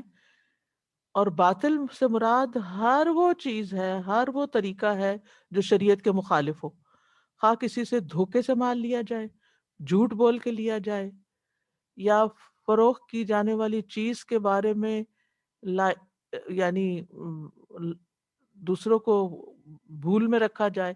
یعنی اگر کسی چیز کے اندر کوئی نقص ہے یا خرابی ہے تو دھوکے سے اس کو بیچ دیا جائے، یا کسی چیز کے اوپر ایسا دعویٰ کیا جائے کہ وہ اپنی ہے نہیں، کسی کی ہے، زمین کسی کی ہے. جیسے یہ ناک قبضہ گروپ کے لوگ قبضہ کر لیتے ہیں، کوئی خالی جگہ دیکھی جہاں پر کوئی مکان نہیں بنا تو کوئی مالک نہیں ہے، اس کا سمجھ آیا کہ کون ہے، جا کے اس کے اوپر یعنی انلیگل انکروچمنٹس جو ہوتی ہیں وہاں جا کے قبضہ کر لیا اور کچھ بنا لیا.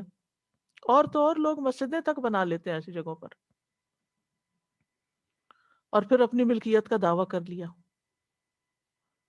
اور بعض جگہ پراپرٹی ڈیلرز یعنی بکی ہوئی ہوتی ہیں، ان کو دوبارہ بیچ دیتے ہیں دھوکے سے، غلط جعلی کاغذ بنوا کے. تو باطل سے مراد ہر وہ چیز ہے جو ناجائز وصول کی جائے، یعنی کام آپ نے کم کیا ہے، اجرت زیادہ لے رہے ہیں. تو اس اور پھر باطل میں ربا بھی آتا ہے، یعنی ربا کو خاص طور پر الگ بیان کیا گیا، لیکن پھر جو باطل طریقے ہیں ان میں ربا بھی آتا ہے.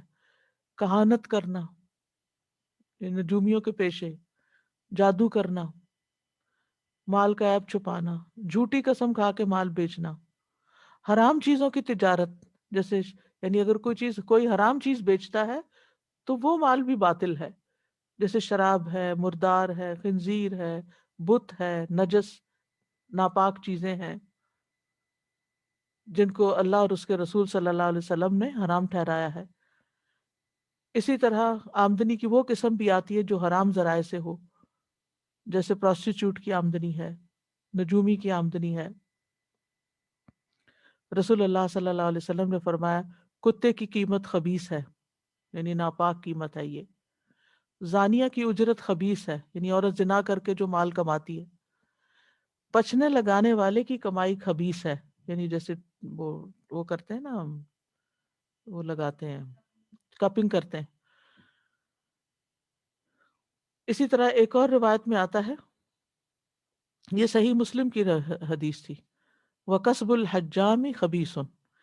اور ایک اور جگہ پر صحیح بخاری میں آتا ہے کتے کی قیمت، فاحشہ عورت کی کمائی، کاہن کی نظر و نیاز سے منع، کاہن کی نظر و نیاز یہ بھی منع ہے. یعنی اگر کوئی شخص غیب کی خبریں بتاتا ہے اور اس کو نذرانے ملتے ہیں تو اس میں سے بھی کچھ نہیں کھانا چاہیے.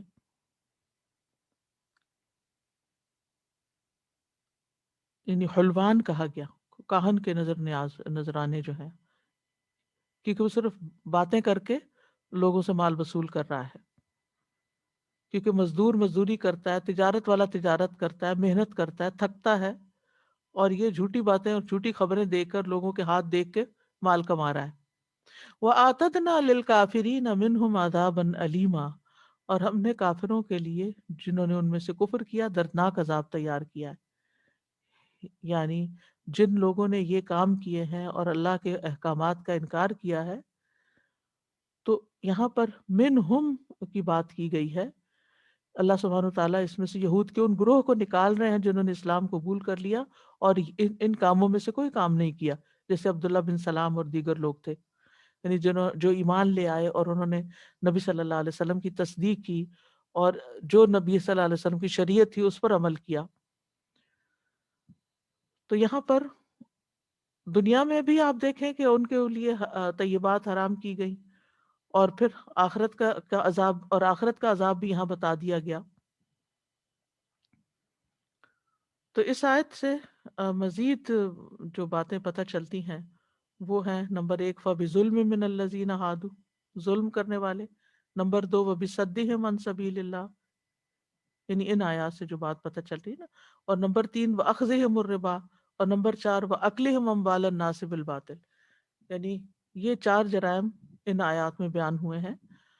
اور پھر سود کی حرمت بھی بیان ہوئی ہے، اور سودی مال سے فائدہ اٹھانا بھی حرام ہے، یعنی سود کی ہر شکل حرام ہے. اور سودی معاملہ کرنے والے جو ہیں وہ یہود کے مشابہ قرار دیے گئے.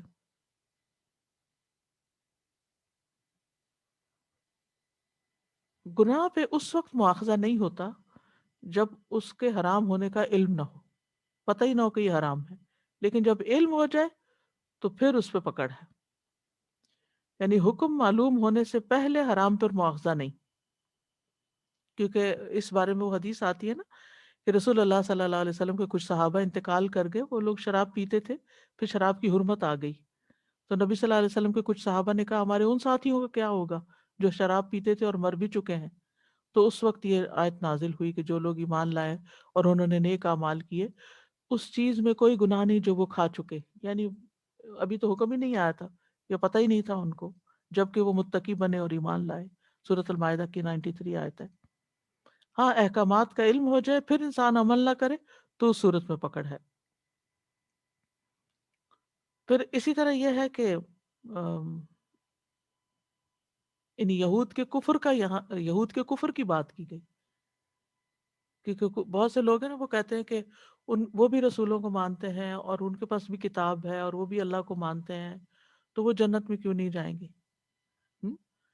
تو جب تک نبی صلی اللہ علیہ وسلم کو کوئی نہیں مانتا اس وقت تک یعنی وہ مسلم نہیں ہو سکتا، چاہے وہ سارے انبیاء کو مانتا ہو، چاہے وہ ساری کتابوں کو مانتا ہو.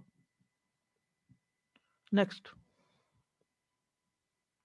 لكن الراسخون في العلم منهم والمؤمنون يؤمنون بما أنزل إليك وما أنزل من قبلك والمقيمين الصلاة والمؤتون الزكاة والمؤمنون بالله واليوم الآخر أولئك سنؤتيهم أجرا عظيما. لیکن جو لوگ ان میں سے علم میں راسخ ہیں اور جو مومن ہیں وہ اس پر ایمان لاتے ہیں جو آپ کی طرف نازل کیا گیا اور جو آپ سے پہلے نازل کیا گیا، اور جو نماز قائم کرنے والے ہیں اور زکوٰۃ ادا کرنے والے ہیں اور اللہ اور یوم آخرت پر ایمان رکھنے والے ہیں، یہی وہ لوگ ہیں جنہیں ہم ضرور اجر عظیم عطا کریں گے. قرآن مسانی ہے، جہاں جنت کا ذکر آتا ہے وہاں جہنم کا ذکر آتا ہے. یہاں پر آپ دیکھتے ہیں کہ جہاں حلال کا ذکر آتا ہے وہاں حرام کا بھی آتا ہے، یعنی کمپیریزن کیا جاتا ہے ہمیشہ. یہاں یہود کے ان لوگوں کا پہلے ذکر کیا گیا جنہوں نے بہت سی خرابیاں کی، تو اب اس گروہ کا ذکر کیا جا رہا ہے جو ان میں سے ایمان لے آیا، یعنی طائفہ طیبہ جو ہے جس کی یہاں تعریف ہو رہی ہے، جو اسلام میں لے آئے، جیسے عبداللہ بن سلام رضی اللہ عنہ. لیکن الراسخون فی العلم، لیکن وہ جو علم میں راسخ ہیں، راسخ کا لفظ رسوخ سے ہے اور راسخ اسم فاعل ہے. سورۃ آل عمران میں بھی راسخون فی العلم کی بات ہوتی ہے.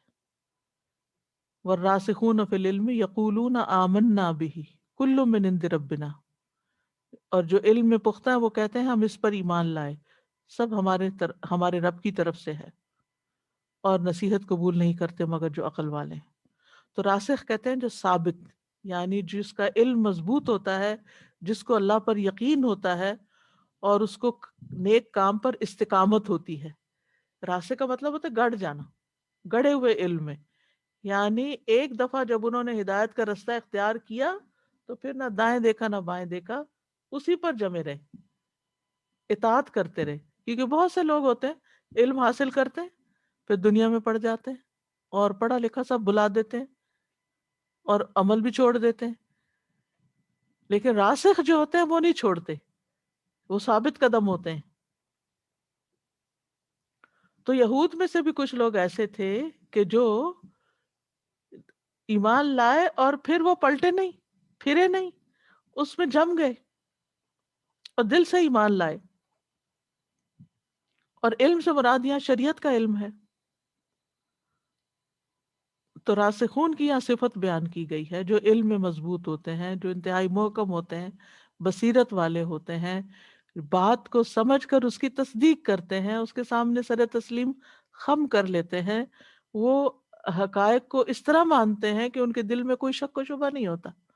پھر وہ ادھر ادھر نہیں دیکھتے، اچھا یہ حکم قرآن میں آیا ہے تو پھر اچھا پھر حدیث میں بھی یہی آتا ہے، اچھا تو پھر یعنی وہ کئی لوگ ہوتے ہیں جو چاہتے ہیں کہ یعنی بعض لوگوں کا حال یہ ہوتا ہے کہ وہ چاہتے ہیں کہ ان کو کوئی اور راہ پتہ، اچھا یہ فلاں اسکالر اس کے بارے میں کیا کہتا ہے اور فلاں اس کے بارے میں کیا کہتا ہے اور فلاں کیا کہتا ہے. مطلب کیا ہوتا ہے کہ اس پر نہ ہی عمل کرنا پڑے ہمیں. تو یہاں پر راسخون فی العلم کی جو تعریف کی گئی ہے کہ جو اللہ کی رضا کی خاطر علم حاصل کر کے اس کے اندر جم جاتا ہے، تو ایک ان کے بارے میں ایک قول ہے کہ راسخ وہ شخص ہوتا ہے کہ اس کے اور اللہ کے درمیان تقوی ہوتا ہے، یعنی اللہ کا تقوی اختیار کرتا ہے. اس کے اور مخلوق کے درمیان عاجزی اور انکساری پائی جاتی ہے، بندوں کے ساتھ عاجزی اختیار کرتا ہے. اس کے اور دنیا کے درمیان بے رغبتی پائی جاتی ہے، یہ زہد ہوتا ہے اس کے اندر. اس کے اور اس کے نفس کے درمیان مجاہدہ پایا جاتا ہے، یعنی سب سے بڑا جہاد وہ اپنے ہی نفس کے خلاف کر رہا ہوتا ہے. یہ ہوتے ہیں راسخون فی العلم، یعنی اپنے نفس کو ڈھیل نہیں دیتے. جو اللہ کا حکم ہے وہ حکم میں پسند ہے یا نہیں، اے نفس تو نے یہ کرنا ہی کرنا ہے. جتنی بھی نیند آئی ہے نماز تو پڑھنی ہی پڑھنی. اور جو چیزیں اللہ کو پسند نہیں ان سے تو بچنا ہی بچنا ہے. اللہ کو نہیں پسند تو مجھے بھی نہیں. والمؤمنون، اور ایمان لانے والے، یعنی مومن وہ ہیں جو ایمان کی صفت سے موصوف ہوتے ہیں اور جو 6 بنیادی چیزوں پہ ایمان لاتے ہیں: اللہ پر، فرشتوں پر، کتابوں پر، رسول پر، آخرت کے دن پر، تقدیر کے اچھا برا ہونے پر. تو راسخون اور عام مومن یؤمنون بما انزل الیک، وہ ایمان لاتے ہیں جو آپ کی طرف نازل کیا گیا، یعنی محمد صلی اللہ علیہ وسلم پر. وما انزل من قبلک، اور جو آپ سے پہلے نازل کیا گیا، یعنی وہ وحی جس کی آپ تلاوت فرماتے ہیں، یعنی قرآن مجید کی شکل میں، اور باقی بھی آسمانی کتب اور صحیفوں پر وہ ایمان لاتے ہیں، جیسے تورات، انجیل، زبور، ابراہیم اور موسیٰ علیہ السلام کے صحیفوں پر. تو یہاں اہل کتاب میں سے ایمان لانے والوں کی بات ہو رہی ہے کہ مومن کون ہے؟ جو آپ کی طرف نازل کی گئی چیز کو مانتے ہیں اور جو آپ سے پہلے نازل کی گئی اس کو بھی مانتے. سورۃ البقرہ کے شروع میں بالکل یہ کرائیٹیریا دے دیا گیا. والمقیمین الصلاۃ، اور وہ نماز قائم کرنے والے ہیں. اب یہاں مقیمین آ گیا ہے جو کہ منصوب ہے، باقی مؤمنون اور راسخون جو ہے مرفوع ہے. تو ایسا کیوں ہے؟ یہ ان کی مدح کی وجہ سے ہے، یعنی وَأَمْدَحَ الْمُقِيمِينَ الصَّلَاةَ، یعنی کلام کا جب یہ انداز ہوتا ہے کہ ایک انداز میں بات کرتے کرتے ایک دوسرا انداز اختیار کر لیا جاتا ہے تو توجہ دلانا بھی مقصود ہوتا ہے اور اس چیز کا احساس دلانا کہ یہ بڑی اہم چیز ہے. تو نماز کی اہمیت کے پیش نظر یہاں مقیمین الصلاۃ کہا گیا، یعنی راسخون، مؤمنون، اور پھر آگے زکوٰۃ دینے والوں کے لیے بھی یہی. اور یہاں مقیمین کہ انسان ایک دم چونکے کہ یہ کیوں ایسے ہو گیا، سیگا پلٹ کیوں گیا، بدل کیوں گیا. یعنی انسان کو غور و فکر دلانے کے لیے، کروانے کے لیے یہاں پر تبدیلی آئی ہے. واللہ عالم.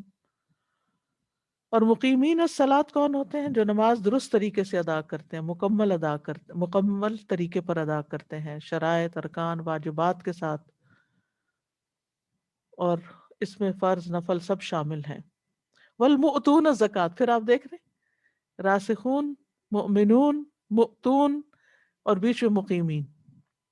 والمؤتون الزکوٰۃ، تو زکوٰۃ ادا کرنے والے یعنی مخصوص مال میں مخصوص مقدار نکالنے والے، جس کو مخصوص جگہوں پہ خرچ کیا جاتا ہے. اور مال کے 4 اصول ہیں کہ اس سے تجارت کا ارادہ ہو، چرنے والے چوپائے ہوں، کھیت اور پھل ہوں، نقدی سونا چاندی یا اس کے قائم مقام.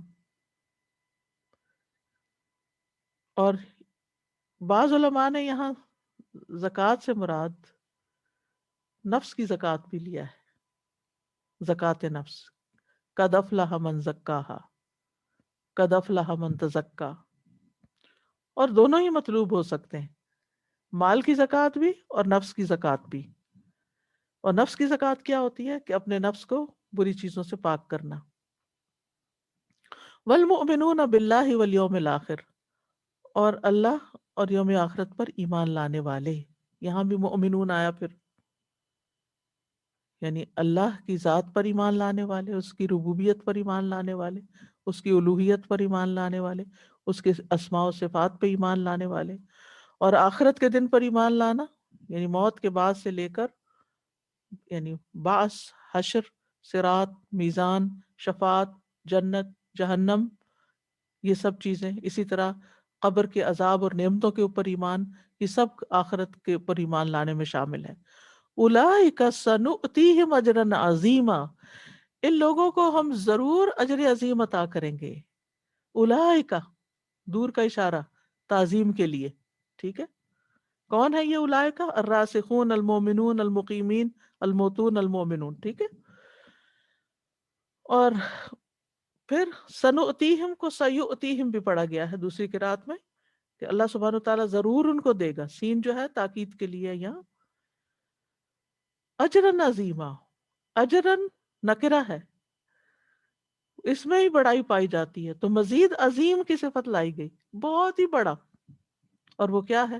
للذین احسنوا الحسنى وزیادہ، جن لوگوں نے نیکی کی ان کے لیے نہایت اچھا بدلہ اور کچھ زیادہ بھی ہے، اللہ کا دیدار بھی ہے.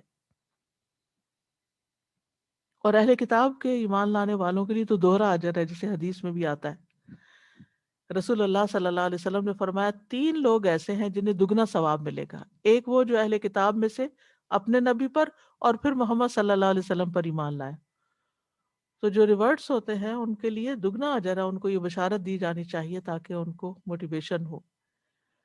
دوسرا وہ غلام جو اللہ تعالیٰ کا اور اپنے مالکوں کا حق ادا کرتا ہے، یعنی جاب اور ڈیوٹی بھی پوری پوری کرتا ہے اور 7 نمازیں بھی پوری پڑھتا ہے.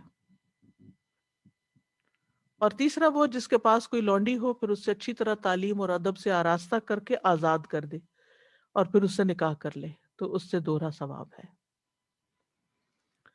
تو اس آیت سے ہمیں خاص طور پر علم میں رسوخ کی فضیلت پتہ چلتی ہے. ایک علم ہوتا ہے جو اوپر اوپر کا، سرفس کا، سطحی علم، اور یہ اکثر طالب علموں کے پاس ہوتا ہے. یہ بھی پڑھ لیا، وہ پڑھ لیا، وہ پڑھ لیا، وہ پڑھ لیا، یہ ظاہری. اور ایک ہوتا ہے اسپیشلسٹ ہونا، اس میں خوب ریسرچ کرنا اور اس کی ڈیپتھ میں جانا. یعنی علم جو ہے وہ اس کا سفر کبھی ختم نہیں ہونا چاہیے. تو رسوخ کیا ہوتا ہے؟ کوئی چیز گڑتی کب ہے زمین میں؟ جب وہ اندر اندر ڈگ ہوتی ہے نیچے. جتنی چیز اندر زیادہ جائے گی اتنی ہی گڑی ہوئی ہوگی. مثلا آپ دیوار میں کیل ٹوکتے ہیں، دو ٹکائیوں سے آپ دیکھیں گے وہ کیل پر گر جائے گا. لیکن اگر زیادہ سے زیادہ حصہ اندر چلا گیا تو وہ گرے گا نہیں، بہت مضبوط ہوگا. ایسے جو شخص علم کے ساتھ جڑا رہتا ہے اور گہرائی میں جاتا رہتا غور و فکر کرتا رہتا قرآن میں، تو اس کا علم پھر پختہ ہو جاتا ہے. اور علم جو ہے وہ ایمان کا سبب ہے. جتنا علم پختہ ہوتا ہے اخلاص کے ساتھ حاصل کیا ہوا، اتنا ایمان مضبوط ہوتا ہے. اور جتنا ایمان مضبوط ہوتا ہے اتنے انسان کے اعمال درست ہوتے ہیں. اور پھر جتنا انسان کا علم مضبوط ہوتا ہے نا، تو اس کی بصیرت میں بھی اضافہ ہوتا ہے اور انسان کے اندر سے شکوک و شبہات نکل جاتے ہیں، بحث اور جھگڑے ختم ہو جاتے ہیں، اس کے دل کو ایک اطمینان ہو جاتا ہے. اب ابن مسعود کہتے ہیں جس قوم کو بحث اور جھگڑا عطا کر دیا جاتا ہے وہ تباہ ہو جاتی ہے. یہی وجہ ہے کہ سب سے زیادہ ہدایت یافتہ، سب سے زیادہ کم تکلف کرنے والے صحابہ تھے، کیونکہ وہ بہت کم اور صرف ضرورت کے وقت ہی بحث کرتے تھے، ورنہ وہ بحث نہیں کرتے. سمعنا و اطعنا، سن لیا ہم نے اطاعت کی. ہم سنتے ہیں تو ہم کہتے ہیں کیا یہی معنی ہے، یہ ایک ہی معنی ہے اس کا یا کچھ اور بھی ہے.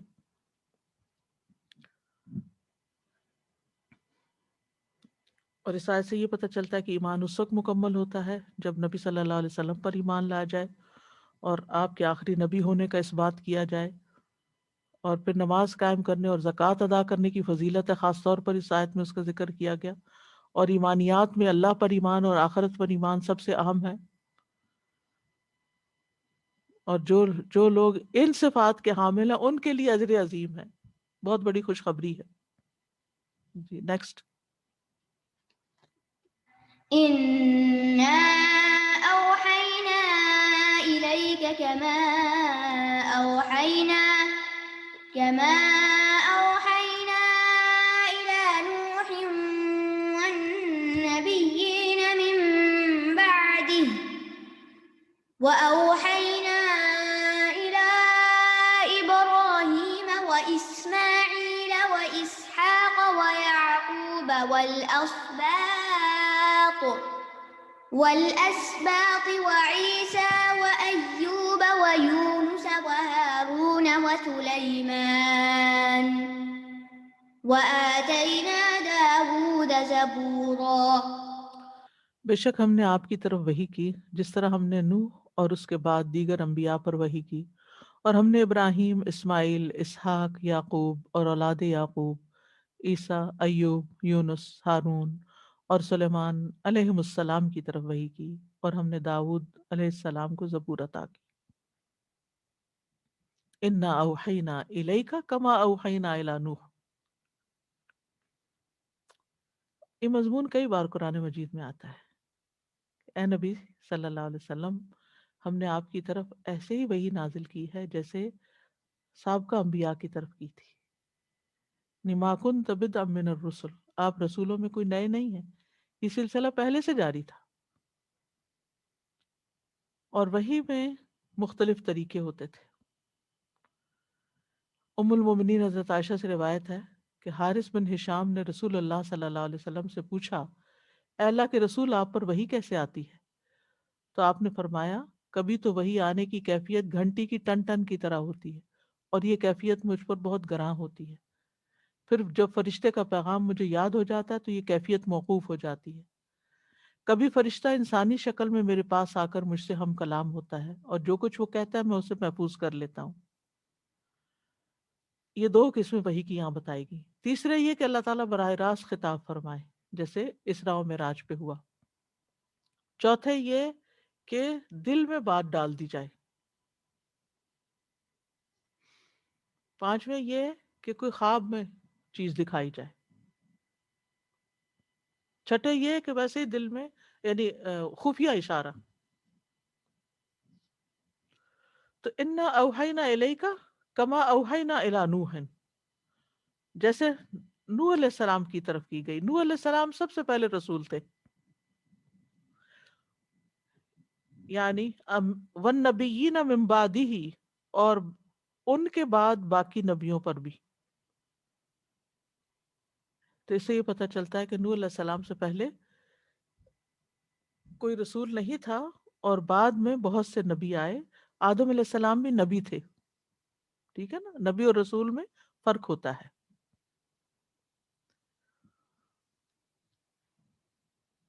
اور نبی بھی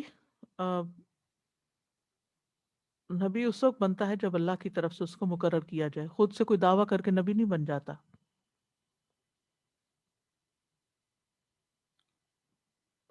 نوح علیہ السلام سے پہلے رسالت کیوں نہیں تھی؟ کیونکہ سب لوگ ایک ہی ملت پر تھے، ایک ہی دین پر تھے. کان الناس امۃ واحدہ فبعث اللہ النبیین مبشرین ومنذرین. پہلے سب لوگ ایک ہی امت تھے، حق پر تھے، سیدھے مضبوط دین پہ تھے. پھر بعد میں اختلاف ہوا تو پھر رسولوں کا سلسلہ شروع ہوا. نوح علیہ السلام کے زمانے سے شرک شروع ہوا. پھر بہت سے انبیاء کا یہاں ذکر کیا گیا کہ ان کی طرف بھی ہم نے وحی کی. اور یہاں جو انبیاء کا ذکر ہے یہ زمانی ترتیب کے اعتبار سے نہیں ہے. عیسیٰ علیہ السلام بعد میں آئے ہیں جبکہ ان کا نام پہلے آ رہا ہے یہاں پر. اسی طرح یہاں پر ہارون علیہ السلام کا ذکر ہے بعد میں. سلیمان علیہ السلام کا پہلے ہے، داؤد علیہ السلام کا بعد میں ہے. اور یہاں جو اسباط کا لفظ آیا نا خاص طور پر، اس سے مراد وہ انبیاء ہیں جو بنی اسرائیل کے 12 قبائل میں سے تھے. ان کا تعلق یعقوب علیہ السلام کی اولاد سے تھا. تو اسباط یعقوب علیہ السلام کی اولاد کے لیے آتا ہے. اس سے یہ مطلب نہیں کہ یوسف علیہ السلام کے بھائی، ٹھیک ہے، یعنی ان بھائیوں کے بیٹوں میں پھر نبی پیدا ہوئے. اور داؤد کو ہم نے زبور عطا کی. زبور زبرہ سے جس کا مطلب ہوتا ہے لکھا ہوا، لکھے ہوئے صحیفے تھے وہ. نیکسٹ. ورسلا قد قصصناهم عليك من قبل ورسلا لم نقصصهم عليك وكلم الله موسى تكليما. اور اس سے پہلے ہم نے کئی رسولوں کے قصے آپ پر بیان کیے ہیں، اور کئی رسول ہیں جن کے قصے ہم نے آپ پر بیان نہیں کیے، اور اللہ نے موسیٰ سے کلام کیا جیسے کلام کیا جاتا ہے. تو قرآن مجید میں جن انبیاء کے قصے بیان کیے گئے ہیں وہ کون ہیں؟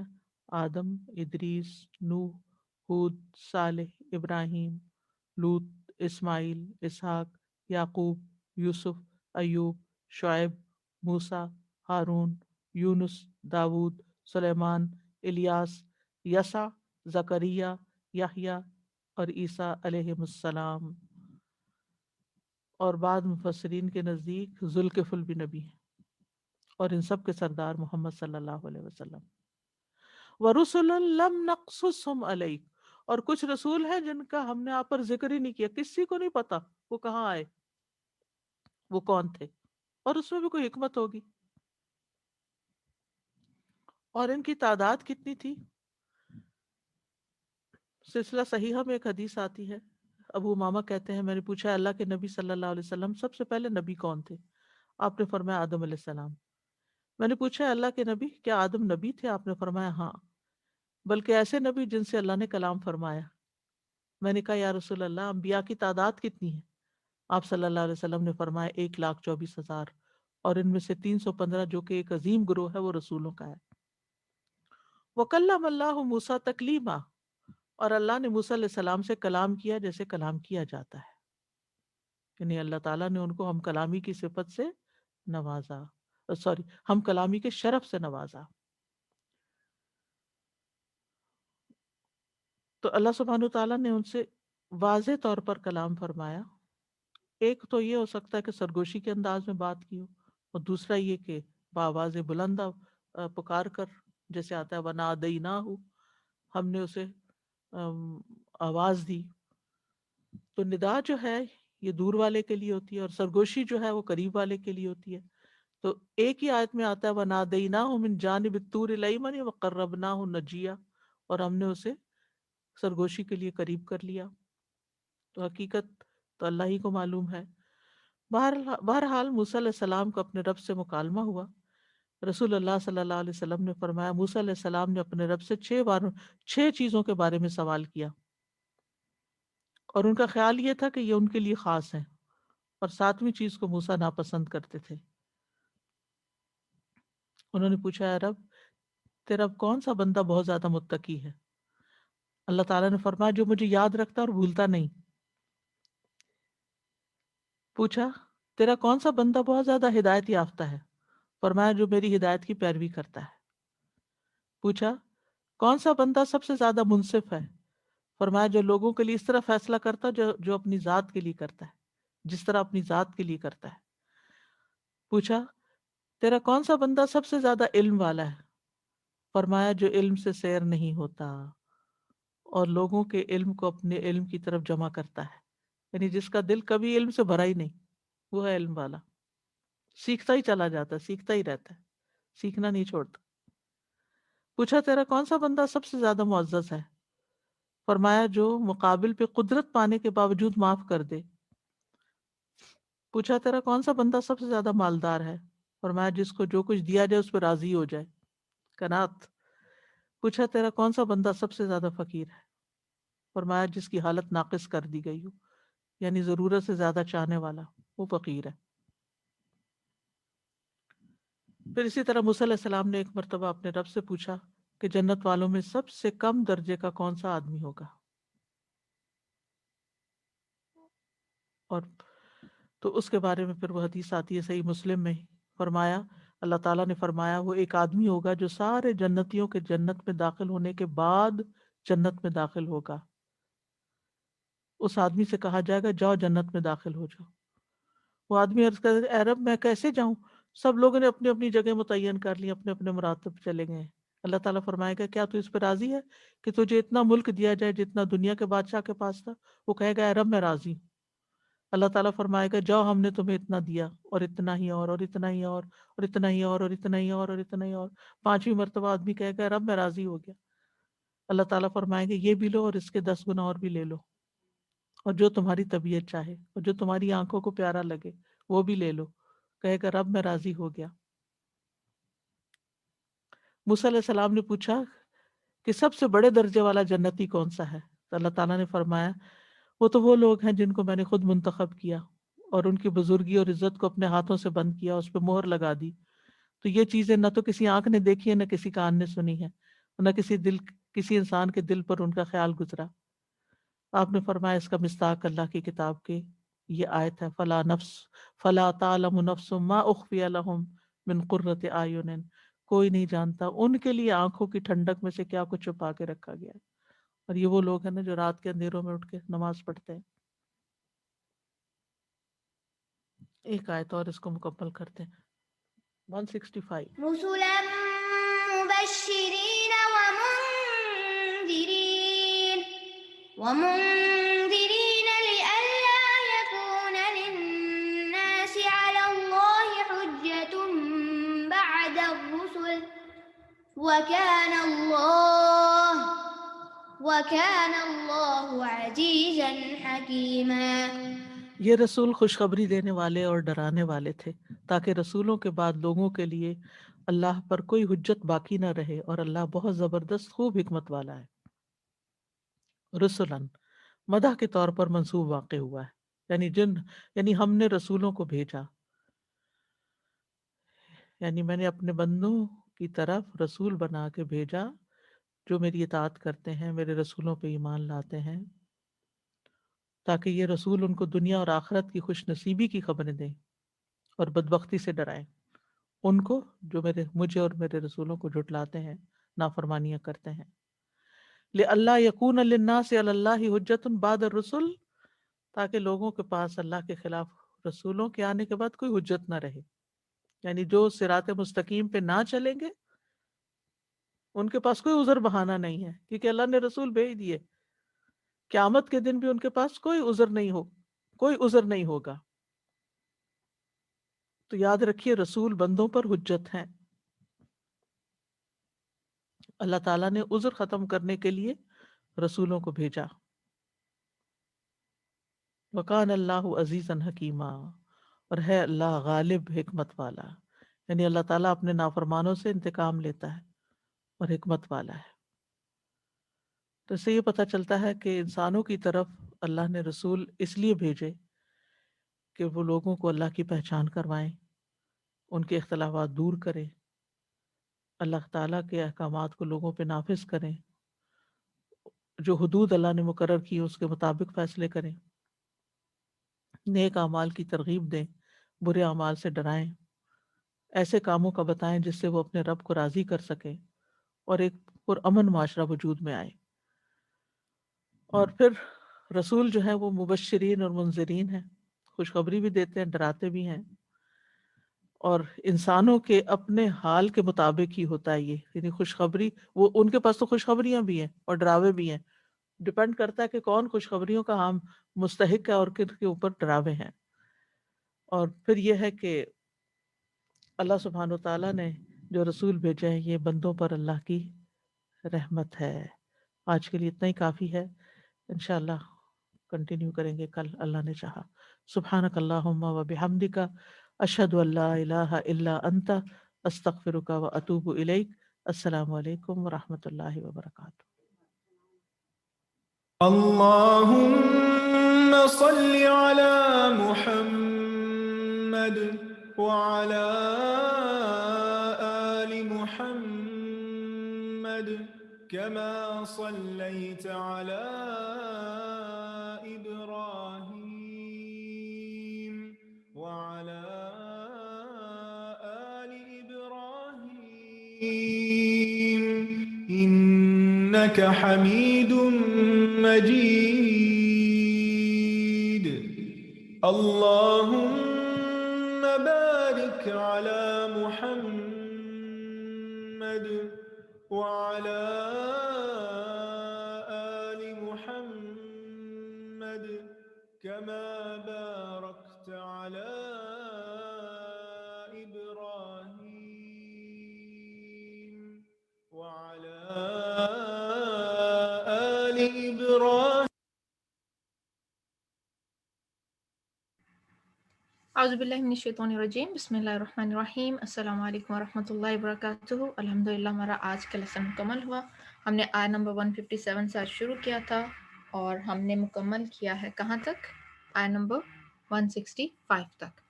تو آج کے جو ہے مین جو ٹاپکس کور ہوئے میں دعا کر لیتی ہوں، آپ اس کے بارے میں لکھیے گا. رب اشرح لی صدری ویسر لی امری واحلل عقدۃ من لسانی یفقہوا قولی اللہم فقہنا فی الدین آمین. جی تو بتائیے آج ہم نے جو آغاز کیا لیسن کا ان میں کن کا تذکرہ کیا گیا تھا؟ جو سب سے پہلے ہم نے پڑھا یہود کی کچھ خصوصیات بتائے گی نا ہمیں جو ان کے اندر پائی جاتی تھیں. اس کے بعد ہم نے ظلم کی ڈسکرپشن پڑھی. تو اب ظلم کیا ہے؟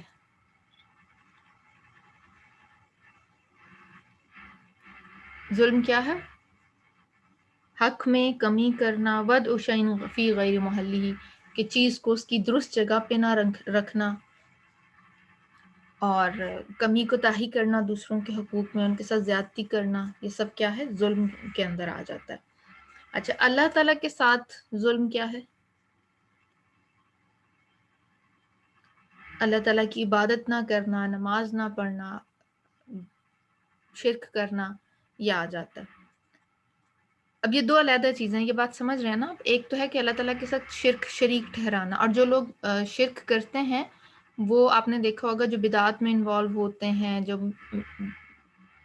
بتوں کو تو نہیں، مزاروں پہ جا کے اور بزرگوں کو اور اللہ تعالیٰ کی ایکویلٹی میں لے کے آتے ہیں، لیکن نمازیں وہ پڑھ رہے ہوتے ہیں. اور ایک ہے کہ ٹوٹلی آپ اللہ تعالیٰ کی عبادت نہ کریں. تو آپ جو ڈیو رائٹ ہے بندے اور اللہ کے درمیان جو عبودیت کو برقرار کرتا ہے اس کو نہ ماننا.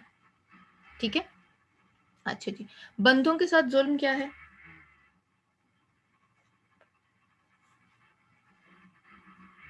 بندوں کے ساتھ ظلم کیا ہے؟ ان کے رائٹس نہ دینا، ان کے ساتھ زیادتی کرنا، مشکلات پیدا کرنا. تو یہ سارا کس میں آ جاتا ہے؟ بندوں کے معاملات میں آ جاتا ہے. اچھا جی، اس کے بعد یہود کی بات کی گئی کہ وہ 4 کون سے کام تھے جو وہ کرتے تھے. جی کانسیکوینسز ہوتے ہیں، جو کرتا ہے پھر وہ بھی اس کو سفر کرتا ہے. اللہ کے ساتھ اور بندوں کے ساتھ یہ 2 طرح کا ظلم ہے نا. تو اللہ کے ساتھ جو 2 طرح کا ہے اس میں شرک ہے اور ایک ہے اللہ تعالیٰ کی عبادت نہ کرنا. شرک کرنا، اور کچھ لوگ میں نے یہ اگزامپل دی کہ شرک کے ساتھ بھی وہ لوگ اللہ تعالیٰ کی عبادت بھی کرتے ہیں لیکن ساتھ شریک ٹھہراتے ہیں، جیسے پیروں کو ماننا، بزرگوں کو ماننا، مزاروں پہ جانا، چڑھاوے چڑھانا. اور ایک کیا ہے کہ اللہ تعالیٰ کے ساتھ شرک تو نہیں کرتے لیکن عبادت بھی نہیں کرتے. جی کون کون سی 4 چیزیں انہوں نے کی تھیں؟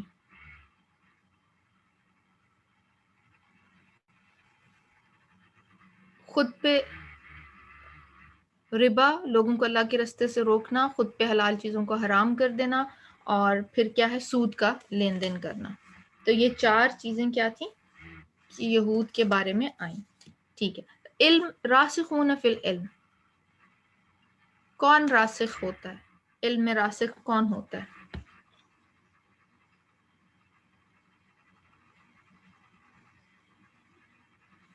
جن کے اندر علم گڑ جائے، فرم، جن کا علم عمل میں ڈھل جاتا ہے، بالکل ایبزارب کرتے ہیں، اور جن کے شکوک اور شبہات نہیں ہوتے. صحیح علم کی ایک نشانی یہ بھی ہوتی ہے کہ شکوک اور شبہات جو ہے نا وہ ختم ہو جاتے ہیں، کانسٹنٹ ہوتے ہیں. بالکل. اچھا، ابن مسعود کے مطابق کون سی قوم تباہ ہو جاتی ہے؟ جس کو کیا عطا کیا جائے، دیا جاتا ہے کہ وہ تباہ ہو جاتی ہے؟ کہ دینے سے بھی کوئی چیز تباہ ہوتی ہے؟ تو وہ قوم جس کو بحث اور جھگڑا دے دیا جائے، بحث اور جھگڑا دے دیا جائے، وہ قوم تباہ ہو جاتی ہے. ٹھیک ہے جی، ٹھیک ہے. آج کے لیسن میں سے کوئی کوشچن، کوئی بات رہ گئی ہو، کوئی چیز مکمل نہیں ہے تو آپ پوچھنا چاہتے ہیں تو پوچھ سکتے ہیں.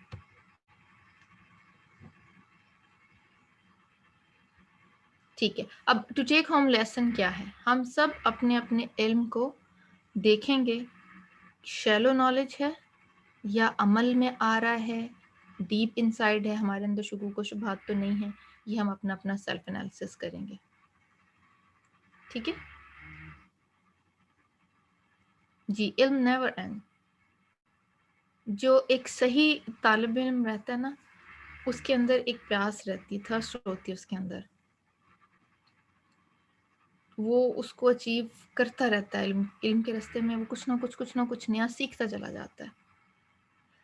چلیں جی، یہیں پہ اپنے سیشن کا اختتام کرتے ہیں. انشاءاللہ کل باذن اللہ آپ لوگوں سے ملاقات ہوگی.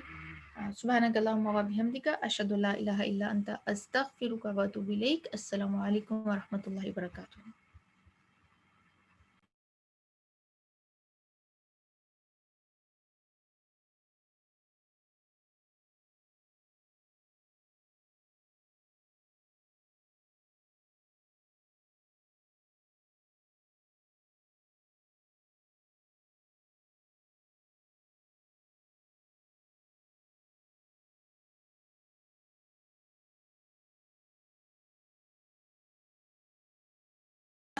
رب زدني علما، رب زدني علما، رب زدني علما، رب زدني علما، رب زدني علما، رب زدني علما.